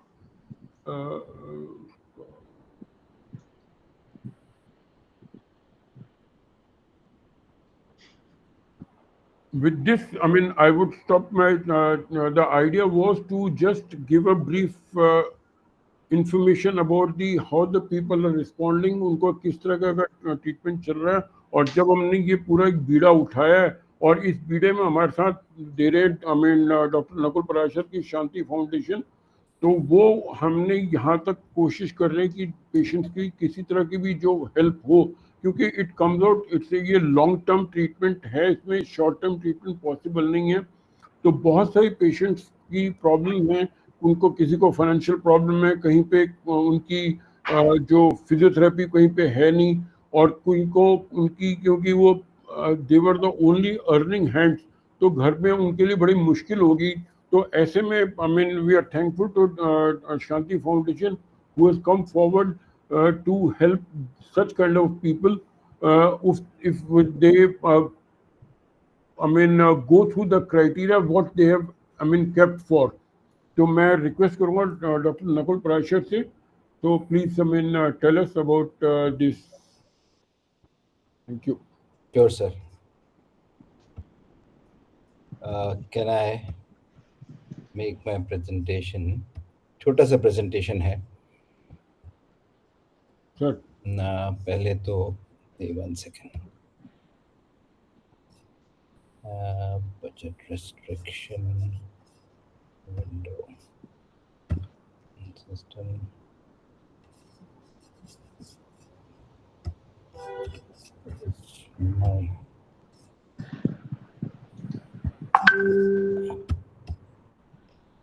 can you give me the rights to make a presentation?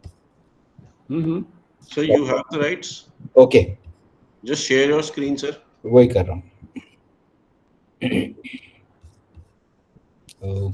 Okay, 1 second, let me just open it up.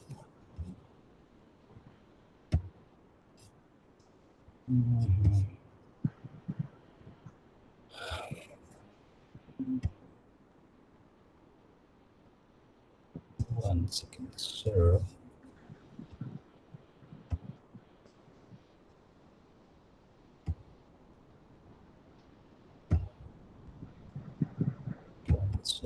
Cancel. Stop presenting. Well, जब तक मैं स्क्रीन पे अपना प्रेजेंटेशन लाता हूँ, सबसे पहली बात तो आप सब लोगों का आज स्वागत और बहुत बहुत धन्यवाद डॉक्टर गुप्ता का, डॉक्टर संकेत का. और आज के प्रेजेंटेशन में सबसे ज़्यादा अच्छा लगा डॉक्टर नीति गुप्ता का प्रेजेंटेशन, जिसमें उन्होंने आज हम सबको दवाइयों के बारे में बताया और हमको अपने खान पान के बारे में बताया और किस तरह से हमारा जो खान पान है वो हमारे इस पूरे ट्रीटमेंट में हमारा सहयोग कर सकता है. तो नीति जी बहुत बहुत धन्यवाद. It was a very informative session. और मैं ये बताना चाहूँगा कि डॉक्टर गुप्ता के प्रयासों से हमने पहले एक हम पत्रिका, मासिक पत्रिका निकालते हैं जिसका नाम है विज्ञान 2047. तो उसका पहला प्रेजेंटेशन, पहला आर्टिकल डॉक्टर गुप्ता का जुलाई इशू में हमने किया, उसके बाद अगस्त इशू में किया. और जैसा कि हम सब ने देखा कि जो आज केस स्टडीज़ के बारे में डॉक्टर गुप्ता ने अपने प्रेजेंटेशन के एंड में बताया, और हालांकि थोड़ी ऑडियो क्वालिटी में प्रॉब्लम थी, पर मुझे लगता है कि आने वाले सेशंस में अगर हम इन केस स्टडीज़ से बात करें तो होता ये है कि आजकल चूँकि सोशल मीडिया का ज़माना है, हम सबका अटेंशन पीरियड बड़ा लिमिटेड होता है और हम सब चाहते हैं कि इमीडिएटली हम उन चीज़ों को देखें जहाँ से हम कुछ हासिल कर सकें और साक्ष्य को प्रमाण की आवश्यकता नहीं. So the proof of the pudding lies in eating. तो उसके अंदर जिस तरह से डॉक्टर गुप्ता का जो अब तक का प्रयास है, जो इतने सफल केस स्टडीज़ को उन्होंने सामने रखा है, और हम लगातार अपने इस मैगज़ीन के अंदर हर इशू के अंदर एक केस स्टडी लेके आगे बढ़ते हैं. और आने वाला जो अंक है, सितंबर का जो इशू है, उसमें भी एक केस स्टडी लेके हम आने वाले हैं. तो shantifoundation.global ये हमारी वेबसाइट है और वेबसाइट पे जाकर आप इसको आराम से, इसके अंदर एक विज्ञान 2047 करके एक बटन है, प्रेस करेंगे तो आपको वहाँ पे सारे इश्यूज मिलेंगे. उन इश्यूज के अंदर आपको हमारा ये डॉक्टर गुप्ता के आर्टिकल्स मिलेंगे एमएनडी के ऊपर. तो पहले तो सबसे पहले आपको ये बताऊं कि मैंने एमएनडी के ऊपर पिछले कई महीनों से, जब से डॉक्टर गुप्ता के साथ हम जुड़े हैं, हमने बहुत तहकीकात की, बहुत कोशिश करी, बहुत देखा. और चूंकि मैं भारत सरकार में काफ़ी साल मैंने काम किया और उसके बाद हमने और उन सब लोगों से जानने की कोशिश करी. एक गवर्नमेंट की एक पॉलिसी ज़रूर है रेयर डिजीजेस के ऊपर, पर ऐसा कुछ खास जिसके अंदर कि वो एमएनडी पेशेंट्स के लिए बहुत कुछ सपोर्ट करते हैं, ऐसा कुछ अभी बहुत खास निकल के नहीं आया है या अवेलेबल नहीं है. आप उसमें प्रयास करें, बात करें, देखें, अपने लेवल पे करें, राज्य स्तर पर करें, जिला स्तर पर करें और राष्ट्रीय स्तर पर इस बात को हमें लेके जाना पड़ेगा. और बहुत सारी संस्थाएं हैं जो इस दिशा में काम कर रही हैं. हालांकि जो प्रयास हैं उनके अंदर, अगर जिस तरह से डॉक्टर गुप्ता ने एमएनडी के अंदर काम किया है, वो मैंने जितनी मेरी नॉलेज है, जितने लोगों से मैंने इंटरेक्ट किया है, उनमें से मुझे लगा कि सबसे ज़्यादा काम अगर जो कुछ हुआ है तो ओवी हैम्स में हुआ है. और इसको आगे बढ़ाने के लिए हम सब पर्टिकुलरली शांति फाउंडेशन इसके लिए प्रतिबद्ध है और डॉक्टर गुप्ता के इन प्रयासों को हम आगे ले जाना चाहते हैं. इन सब प्रयासों के अंदर हमारी ये चेष्टा रहेगी. हमने एक तरह से तो जो 2 काम हमने किए, एक पहला है कि एमएनडी के बारे में एक जागरूकता, एक अवेयरनेस राष्ट्रीय पर हम क्रिएट कर सकें। तो वो पत्रिका के जरिए कर रहे हैं और साथ में अब हम सोशल मीडिया हैंडल्स को लेके आने वाले हैं ताकि लोगों को छोटे छोटे ऐसे बहुत सारे सोशल मीडिया क्लिप्स मिले। नीति जी, मैं आपसे अनुरोध करूंगा कि आपका जो प्रेजेंटेशन है इसको हम आर्टिकल के तौर पे अपने आने वाले इश्यूज में एक आर्टिकल बना के देना चाहेंगे अगर आपकी इजाजत हो तो। और दूसरा, आपने जो प्रेजेंटेशन दिया इसकी छोटे छोटे अगर हम रील्स छोटे छोटे बनाएं तो हम जो जो हमारे हैंडल्स हैं इंस्टाग्राम पे, फेसबुक पे और तमाम सोशल मीडिया पे, वहाँ पे भी इसको लेके जाएंगे।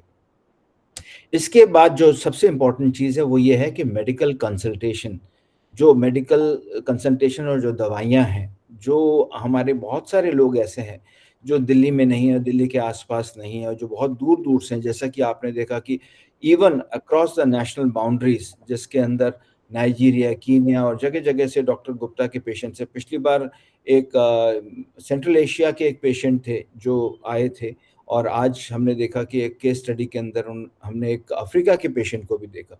तो इस तरह से उन सारे पेशेंट्स को जो बहुत दूर हैं उन तक डॉक्टर गुप्ता की ओवीएम्स की दवाइयों को पहुंचाने का जिम्मा, पहला स्टेप जो है, देखिए हम सब जानते हैं कि एमएनडी के अंदर सब काम स्टेप से होता है, तो इसलिए हमने भी कहा कि हम भी स्टेप बाय स्टेप इसमें आगे बढ़ेंगे। और पहला स्टेप हमने जो सोचा है वो ये है कि 1 अक्टूबर से हम डॉक्टर गुप्ता की जो मेडिसिन हैं, जो रिमोट रूरल एरियाज के अंदर जो हमारे पेशेंट्स हैं, जो जिनको पहुंचानी, जिनको मुहैया कराना एक मुश्किल होता है, वो बीड़ा शांति फाउंडेशन 1 अक्टूबर से लेके चलेगा। पर उसके अंदर हमारा यही रहेगा कि हम शांति ओवीएम्स के से सहयोग करके, उनसे पता करके कि क्या सामर्थ्य है उस पेशेंट की, क्या सामर्थ्य है, वित्तीय सामर्थ्य क्या है, फाइनेंशियल स्टेबिलिटी, स्ट्रेंथ कितनी है कि वो उन दवाइयों को वहाँ तक पहुँचा सके।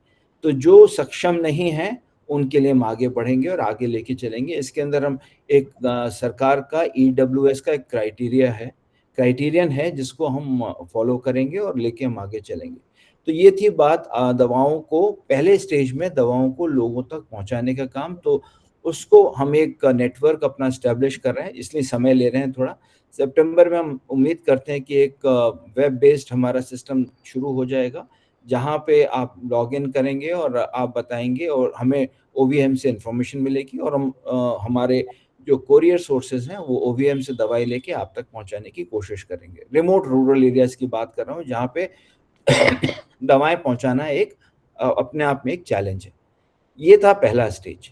अब आता है दूसरा स्टेज, क्योंकि इसके अंदर सतत एक कंटिन्यूअस प्रोसेस है। ये ऐसा नहीं कि आज आपने खाली कल थोड़ा सा ठीक हुए वे छोड़ दिया, इसको तो हमें रेगुलर करना पड़ेगा। तो डॉक्टर गुप्ता के ओवीएम्स में से जो भी दवाइयाँ, जो भी डॉक्टर वो करेंगे, प्रिस्क्राइब करेंगे, हमारा ये प्रयास होगा कि हम 1 नवंबर से उन लोगों को जिनके पास, जैसे मैंने अभी कहा, जिनके पास वो फाइनेंशियल स्ट्रेंथ या फाइनेंशियल मसल नहीं है दवाओं को पे करने की, हम वो दूसरा बीड़ा वहाँ पे उठाएंगे और हम एक छोटे लेवल पे इसको स्टार्ट करेंगे और धीरे धीरे जैसे जैसे हमारी फाउंडेशन की सामर्थ्य और इसकी अवेयरनेस लोगों में बढ़ती जाएगी, हम उसको लेके आगे बढ़ेंगे। तो ये 2-3 प्रयास हैं, पहला अवेयरनेस, दूसरा उसका जो लॉजिस्टिक्स हैं दवाइयों का वो, और तीसरा जो फाइनेंशियल सपोर्ट हम इसके अंदर दे सकते हैं।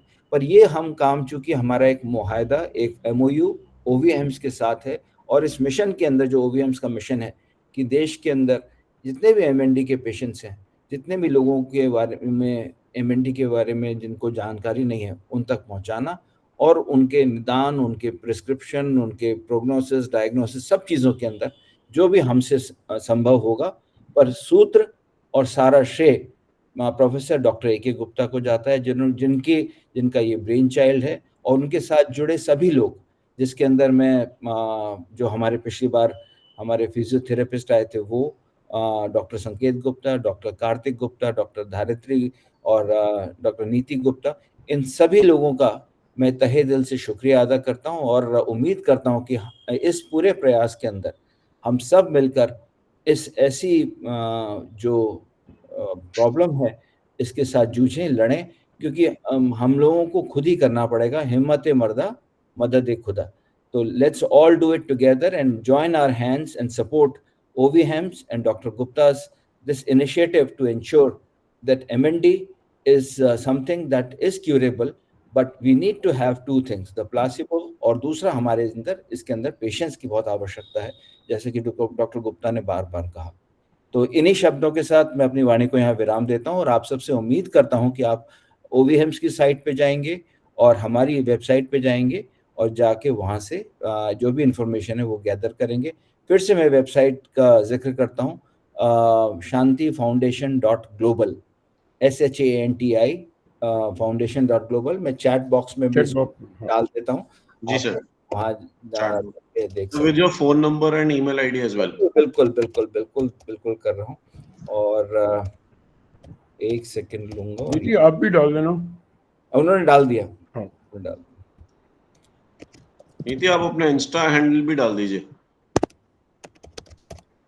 सर, आप भी। जी जी बिल्कुल बिल्कुल। तो ये मेरा ईमेल आईडी आपके पास और मोबाइल नंबर भी मैं साथ में दे रहा हूँ आप लोगों को। तो मेरे ख्याल से आज का सेशन ज़रूर थोड़ा बड़ा रहा, पर मेरे ख्याल से हम सभी के लिए और जितने भी सब लोग हैं उन सब ने इस सबका फ़ायदा उठाया होगा और उम्मीद करते हैं कि एक अगले और इस अगले जो सेशन है उसमें हम सब लोग आपके सामने फिर से उपस्थित होंगे with more case studies, more knowledge, more experiences, और उम्मीद है कि आप सब लोग अपना जो एक्सपीरियंस है साझा करेंगे। बहुत बहुत धन्यवाद। नमस्कार। Thank you so much sir, thank you so much. This is a great honour कि Shanti foundation is associated with OVMs and carrying out this noble work, क्योंकि as we all know it has affected tier 2 tier 3 cities people a lot, and उसमें I mean as we are seeing, and उसमें ऐसा कोई अगर patients को एक ray of hope दिखती है, बहुत सारे लोग जैसे पापा कहते हैं कई बार कि उस वजह से ही ट्रीटमेंट नहीं ले पाते क्योंकि ब्रेड अर्नर कोई हो जाता है and he is a sole bread earner. तो ऐसे में अगर शांति फाउंडेशन कुछ भी किसी भी तरीके से OVMs के साथ मिलके हेल्प कर सकता है तो it will be, I think it will on humanitarian grounds, it is the best thing we can do. Absolutely, and I totally agree with you that the kind of work, the path-breaking work that Dr. Gupta has done, a lot of research has been done. Yes. And I'm glad to see that a lot of research that Dr. Gupta has done is scientifically proven. And we hope to have a few research papers of his on this particular, with regards to a lot of case studies that have been there, would soon be published in Scopus and Web of Science journals as well, so as to ensure that the work that has been done is duly seconded by scientific community, duly peer-reviewed, and duly authenticated work. So that is fantastic. That is wonderful, sir. Thank you. And sorry about the delay that is happening, but it does take time. And of course, we understand that. We understand. The paper's getting ready, and we'll certainly be submitting it very soon. Very nice. But also, आज आप सबने देखा कि जिस तरह से questions, I mean, sorry, case studies present किए, थोड़ा audio का definitely issue था, तो we will keep a separate session next time probably, जिसमें हम कुछ cases डिस्कस करेंगे, कुछ केस स्टडीज शो करेंगे जिसमें आप भी अच्छे से देख सके डिफरेंट काइंड ऑफ सिम्टम्स कैसे इम्प्रूव करता है, कैसे कितना कुछ सिम्टम्स में कितना टाइम लगता है, कुछ केसेस में क्यों ज्यादा टाइम लगता है, कुछ केसेस में क्यों कम टाइम लगता है, कुछ ऐसे different variety of cases present करेंगे with definitely better presentation, better audio quality. अभी कुछ अगर कोई भी पेशेंट अपने कुछ सवाल करना चाहे किसी से भी, हमारे पैनलिस्ट से, डॉक्टर गुप्ता से, डॉक्टर नकुल से, डॉक्टर नीति से, तो प्लीज अपना हैंड रेज करें। एक आमना जाफरी जी, आप अपने आप को अनम्यूट कीजिए एंड प्लीज पूछिए अपना सवाल विद वीडियो। आमना जाफरी जी,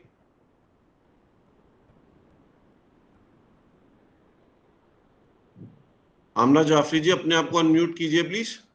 हाँ जी,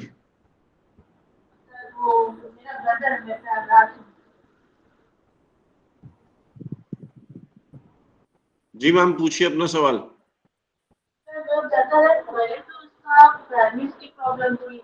क्या वो धीरे धीरे इसके हाथों में भी प्रॉब्लम है, धीरे धीरे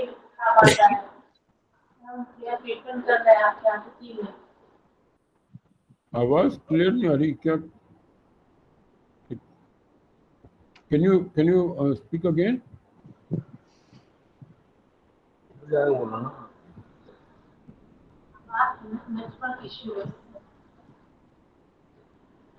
आप मैम चैट बॉक्स में लिख दीजिए अपना सवाल, तब तक हम दूसरा सवाल ले लेते हैं।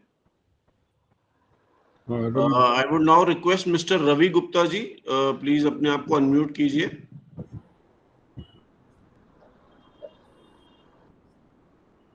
Mister Ravi Gupta ji, hello. Your video also sir, please if you can अपना वीडियो दिखा सकते हैं।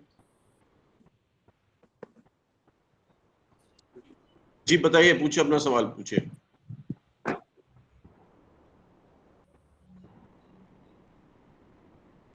जी रवि गुप्ता जी। हेलो हेलो, हाँ जी, बोलिए रवि जी। सर, मैं ये कह रहा था कि आपने बता तो दिया डाइटिशियन के बारे में बहुत अच्छे से, लेकिन वो इतना स्पीड में बताया कि लिखने में भी दिक्कत हो गई, मतलब उसको लिख नहीं अच्छा। पाए सही से। कोई बात नहीं, इसके लिए देखिए मैं आज थोड़ी सी गड़बड़ हुई है, तो पहले ही वो शुरू में प्रेजेंटेशन में दिक्कत हो गई, फिर बाद में जल्दी जल्दी हुआ, तो इसका ना एक बाद में जो आज की ये प्रोसीडिंग है, इसकी एक पूरी रिकॉर्डिंग आएगी, बनेगी, तो जी। वो आप जो हमारा उसमें वो शेयर करेंगे, तो आप उसमें कर सकते हैं।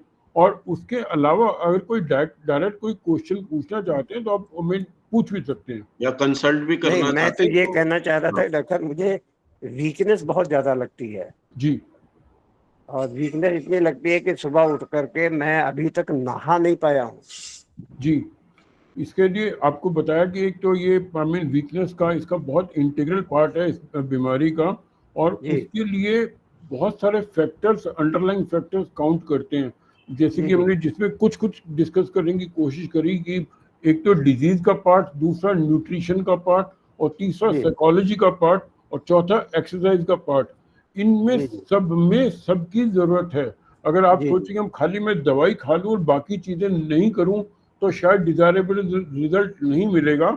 और जी जी इसके लिए सभी चीजों का दवाई का असर, दवाई का काम दवाई ने करना है, डाइट का काम डाइट ने करना है, एक्सरसाइज का जी काम एक्सरसाइज करना है, और आपके मेंटल थॉट्स और जो टेम्परामेंट का की पॉजिटिविटी का काम है वो आपने करना है। तो ये चारों कंपोनेंट इक्वली इम्पोर्टेंट हैं आपको पूरी तरह से सेहतमंद बनाने के लिए, जिस पोजीशन में आप हैं उससे बेहतर होने के लिए। सबसे पहला तो believe in yourself and believe in your system, जिस सिस्टम में आप ट्रीटमेंट ले रहे हैं। और जी जी उसके बाद कहाँ पे, जैसे मतलब आप कई बार होता है कि मेरे से खाने का मन नहीं कर रहा तो मैं खा नहीं रहा, या मेरे से खाया नहीं जाता तो मैं इसलिए खाना बंद कर दिया। अगर जी आप जी खाना बंद कर देते हैं किसी भी जी वजह से तो आपको न्यूट्रिशन तो मिलेगा ही नहीं। जब न्यूट्रिशन नहीं मिलेगा तो बॉडी और वीक होगी। तो ऐसे समय में एक नीति जी से मिलके आप डाइट का अपना क्या क्या जो आपके खाने अनुसार आपको पसंद है उसमें क्या ले सकते हैं, और उसको किस तरीके से लिया जा सकता है which is easy to take.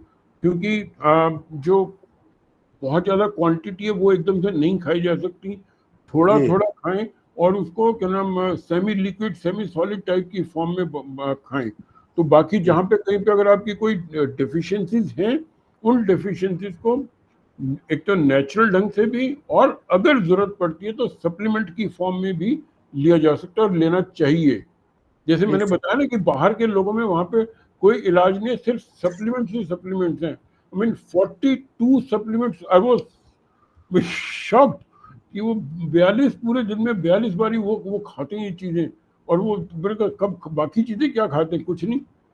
जी जी जी चलिए नेक्स्ट ठीक। क्वेश्चन हम लेंगे मिस प्रिया मजूमदार से। प्लीज अनम्यूट करें अपने आप को। हेलो, मेरा क्वेश्चन नीति मैम से है। जो मैं रोज में भिगा हुआ चना, मूंग, कच्चा बादाम वो भिगा के रात को भिगा के सुबह खाती हूँ, वो मैं खा सकती हूँ? डेफिनेटली खा सकते हो, बस मेन चीज है कि उसे थोड़ा सा स्टीम कर लेना, कच्चा नहीं खाना है, स्टीम करके खा लो मैं उसे। तो मैं कच्चा ही खा रही थी इतने दिन से। स्टीम करके खाओ, वो डाइजेशन के लिए और आपको प्रॉब्लम नहीं देगा बेसिकली डाइजेशन में। निगलने में भी दिक्कत नहीं देगा। अच्छा अच्छा, thank you. Thank Divya you. Tripathi is also there. Next question is from Mr. Satya Tripathi. Sir, please unmute yourself. Hello, मैं सत्या त्रिपाठी की वाइफ बोल Sorry. रही हूँ, मिसेस हाँ जी जी त्रिपाठी। जी हाँ जी। बताइए जी प्लीज। जी जी पहले तो मैं नीति मैम को बोलूँगी, उन्होंने बहुत ही अच्छा हमें इन्फॉर्मेशन दिया। मेरे हिसाब से दवा के साथ फिजियोथेरेपी और डाइट का बहुत बड़ा रोल है। यस और डाइट की ही वजह से हम लोग 1 साल से मैं अपने हस्बैंड के वेट को कंट्रोल में हम लोग रख पाए हैं। मेन मैम हमारा क्या है, जो सत्या त्रिपाठी हैं उनका इम्यूनोग्लोबिन लेवल IgE लेवल जो है वो 670 है, जो कि बिटवीन 1 to 100 होना चाहिए। तो इसमें जो मुझे समझ में आ रहा है उसमें ये होता है कि इसमें कोई किसी फूड की वजह से एलर्जी वगैरह भी होती है, इसकी वजह से होता है। तो अब जैसे मिल्क का इंटेक आपने बताया है बहुत सारे, तो अभी क्या हमें इसका टेस्ट कराना चाहिए IgE लेवल का? 2 ही 3 चीज़ें मुझे इनकी पता चली थी। एक तो IgE लेवल बहुत हाई है, सेकंड इनका प्लेटलेट्स काउंट्स बहुत कम था, जिसमें मैंने गोट मिल्क ऐड करा था और मौसमी का जूस, नारियल पानी। बट जैसे आपने बोला नींबू इंटेक का, थोड़ा सिट्रस इंटेक कम होना चाहिए। तो मतलब ये एक तो मेरा था कि मैं मौसमी के जूस को ऐड करूं कि ना करूं। अभी जैसे मैंने गोट मिल्क भी ऐड किया है तो प्लेटलेट्स काउंट्स अधिक हुए हैं, बट IgE लेवल बहुत हाई है। तो मुझे किस चीज़ का ध्यान रखना चाहिए, कैसे टेस्ट करा के आगे बढ़ना चाहिए? तो बेसिकली देखो, हर किसी को हर अलग अलग चीजों से एलर्जी होती है, राइट? तो जी। एलर्जी टेस्ट तो डेफिनेटली आप करवा सकते हो कि किस बॉडी को क्या चीज नहीं सूट कर रही है, बिकॉज हर किसी की बॉडी का कॉम्पोजिशन अलग है, राइट? तो किसी पर्टिकुलर चीज से एलर्जी है तो वो एलर्जी टेस्ट से आपको पता चल जाएगा। तो क्या ये it is related to MND? Is it related to MND? उसकी वो भी एक कारण है क्या? Let doctor Gupta answer this. well, Mrs. Tripathi, if you remember that, I mean, it was me only who got the IgE test done. जी जी Reason being because he has been having a chronic allergy, history of chronic allergy also. जी So this is what we wanted, because he was complaining of chest, breathing, breathlessness, right? जी If I'm not forgetting, तो जो उनका breathlessness का वो problem था, that and he had been having a post-nasal dripping also. तो ये this is he has been having a chronic old sinusitis and allergic rhinitis also, which ji has been there in the past before he developed MND. So it has got, MND has got nothing to do with it, and this allergy has got nothing to do with the MND. They are two different things together in the same person. So we have to treat the person as a whole. So that is why, I mean, if you remember, I told him to do steaming and taking a tea with a lukewarm water. I mean, वो नमक डाल के. So these are the certain other things which we need to carry on along with the treatment. Certainly, it has got nothing to do with the MND, so you be rest assured about it. But if we get the allergic test done, comprehensive allergic test done, we can come to know what are the allergens. If we know the allergens, then we can take the precaution कि आप उन चीज़ों के उसमें contact में ना आए या उन चीज़ों को ना लें, क्योंकि अगर एलर्जी परसिस्ट करती है तो आपकी बॉडी की इम्यूनिटी और लो हो जाती है। Yes. इम्यूनिटी लो हो जाती है तो कोई भी डिजीज हो उसमें और प्रॉब्लम बढ़ती है, चाहे वो MND के सिम्टम्स हो या कोई और हो। तो इसलिए that is why we talk about complete health. It's a holistic complete health we need to take care. It is, I mean, जैसे अभी तक क्या हो रहा है कि आप you are taking treatment from MND के लिए आप रेलोजोल खा रहे हो, बट रेलोजोल ही चल रही है, बाकी उसका उससे किसी चीज से उनको कोई लेना देना नहीं है. तो ये यहाँ पे होम्योपैथी के अंदर मैंने जैसे पहले भी कहा था कि that is why we are able to get better results than allopathy when we are treating the patient on his As a whole. his or her constitution, which involves his or her mental, physical, emotional, and environmental factors also. That is why we are able to, get a better result. And these medications are given along with that, plus the precautions, do's and don'ts. They all are important. Sir, and what about platelets level? Why it is so? Platelet level भी उनका शायद मेरे ख्याल 100 कितना था, तो वो पहले कोई 75 था, फिर 1 लाख हो गया अबव 1,05,000. कोई उसके पीछे भी there could be some other reasons also which I coming told at that time कि आप हमने वो वहाँ पे जो आरआर वाले हैं आपके उनसे थोड़ा इन्वेस्टिगेट कराएं कि पीछे तो उसके लिए, बिकॉज एमएनडी के as far as MND is concern उसका कोई डायरेक्ट रिलेशन नहीं है उससे। अच्छा, बस मुझे वही था कि हाँ मैं नहीं, उसका उससे डाइट तो डायरेक्ट रिलेशन नहीं, क्योंकि मैंने डाइट में चीजों को ऐड किया था. नहीं वो मतलब कुछ चीजें हो सकती है, मतलब इसमें I mean test and trial वाली बात होती है, क्योंकि आप उसको ट्राई करते हैं तो पता चलता है कि इसी चीज से, जैसे फॉर एग्जांपल मैं आपको एक बहुत छोटी सी बात बताता हूँ कि देयर आर पीपल जो राजमा खाते हैं और चावल खाते हैं, अलग अलग खाते हैं, कोई फर्क नहीं पड़ता। जब राजमा और चावल इकट्ठे खाते हैं तब उनको एलर्जी हो जाती है। तो जो दो प्रोटीन हैं वो आपस में मिसमैच कर जाती है, then you get a problem. और जैसे सांभर खाते हैं, सांभर में बहुत सारी चीजें होती हैं, अब वो अलग अलग, और क्योंकि इसका एक सबसे इम्पोर्टेंट एस्पेक्ट है कि बॉडी की एक थ्रेशोल्ड होती है जिसमें आप एलर्जी टेस्ट करते हैं तो 0.035 लेवल तक नॉर्मल माना जाता है। अगर आपकी बॉडी का थ्रेशोल्ड से अबाउट 5 तक है तो जैसे ही बियॉन्ड 5 जाएगी, जो चीज़ आप ठीक खाते थे, ठीक ठाक थी, कभी कोई दिक्कत नहीं हुई थी, वो भी आपको तंग कर सकती है उस टाइम पे। जी, this is a complex, I mean allergy is a very complex issue to understand. जी, जी जी. Thank you so much sir. Thank you so much. Thank you ma'am. Thank you, ma'am. Thank you. Okay, there is one question. वो आसमा हाँ, उनका वो disconnect हो गया। ये थोड़ा पिछले सेशन से रिलेटेड है। Mister Pushpraj Verma has asked, we are doing physiotherapy for 1 hour daily by an expert. Do we need to do any additional exercise or need to increase physiotherapy duration? Dr. Gupta. Well, I mean, time is, if you are doing it 1 hour and doing it properly, that is more important. अगर आप 1 घंटा कर रहे हो और proper exercise नहीं हो रही तो घंटा it does not matter. What matters is कि right kind of a physiotherapy is being done and repetition is required. If you are able to do the repetition, you will have a better result.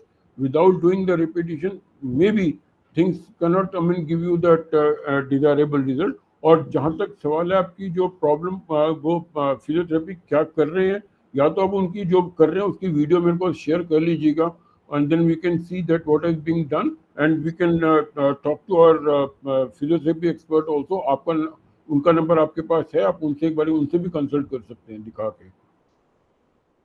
ये doctor miss आमना जाफरी का question नीति के लिए है कि ma'am मैं कितने गैप पे दे सकती हूँ डाइट, लिक्विड डाइट दे रही हूँ। सो इनके ब्रदर का है केस ये, doctor Gupta is seeing him, उनको आई थिंक swallowing डिफिकल्टी है, राइट पापा? तो उस हिसाब से वो पूछ रही है।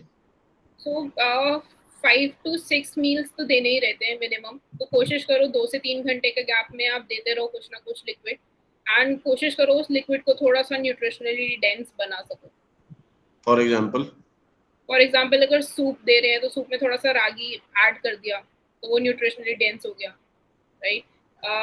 पनीर को प्यूरी फॉर्म करके दे दिया आपने तो वो न्यूट्रिशनली डेंस हो गया। तो इस तरीके से आप बना सकते हैं उसे। Great, I think we have had all the questions, सारे इंटरेक्शंस हो चुके हैं। So let's come conclude this session now. Thank you so much everyone. It was a fantastic session, थोड़ा लंबा चला बट आई थिंक बहुत ही जरूरी और बहुत ही अच्छा सेशन था। आप सबने डाइट का रोल भी समझाई, साथ में ये भी देखा कि psychology, physiotherapy, diet, along with homeopathy, how it can help in treating MND. And hopefully in the next webinar, we will try to elicit more about homeopathy, how homeopathy is changing lives of MND people and how it has helped in treating cases at AKG's OVMs. with some better cases and better case quality cases. Definitely cases were there. Audio quality would be better, definitely. Apologies for that. Thank you so much, everyone. Thank you, Neeti Gupta. Thank you, Nakul sir. Thank you, Dr. A.K. Gupta. And thank you to everyone who has joined on a Sunday. आप सबने अपने 2 घंटे दिए हमें. Thank you, everyone. God bless you, everybody. And let's meet up for the next webinar very soon. Thank you. We'll have a next webinar next month again. एक question आया एकदम जाते जाते नीति, एक क्वेश्चन आया, 1 मिनट. क्या पंपकिन सीड, प्रमित money Jha ने पूछा है, क्या पंपकिन सीड, सनफ्लावर सीड भी वाटर में सोक करके स्टीम करके लेना है? नहीं, स्टीम करके लेने का रिक्वायरमेंट नहीं है, उसे ब्लेंड कर सकते हैं. जैसे स्मूदी वगैरह कुछ बना रहे हैं तो उसमें आप ब्लेंड करके ले सकते हो. Yes, perfect. Thank you Jha साहब. आई थिंक आपको आंसर मिल गया होगा. Thank you so much everybody. Thank you so much.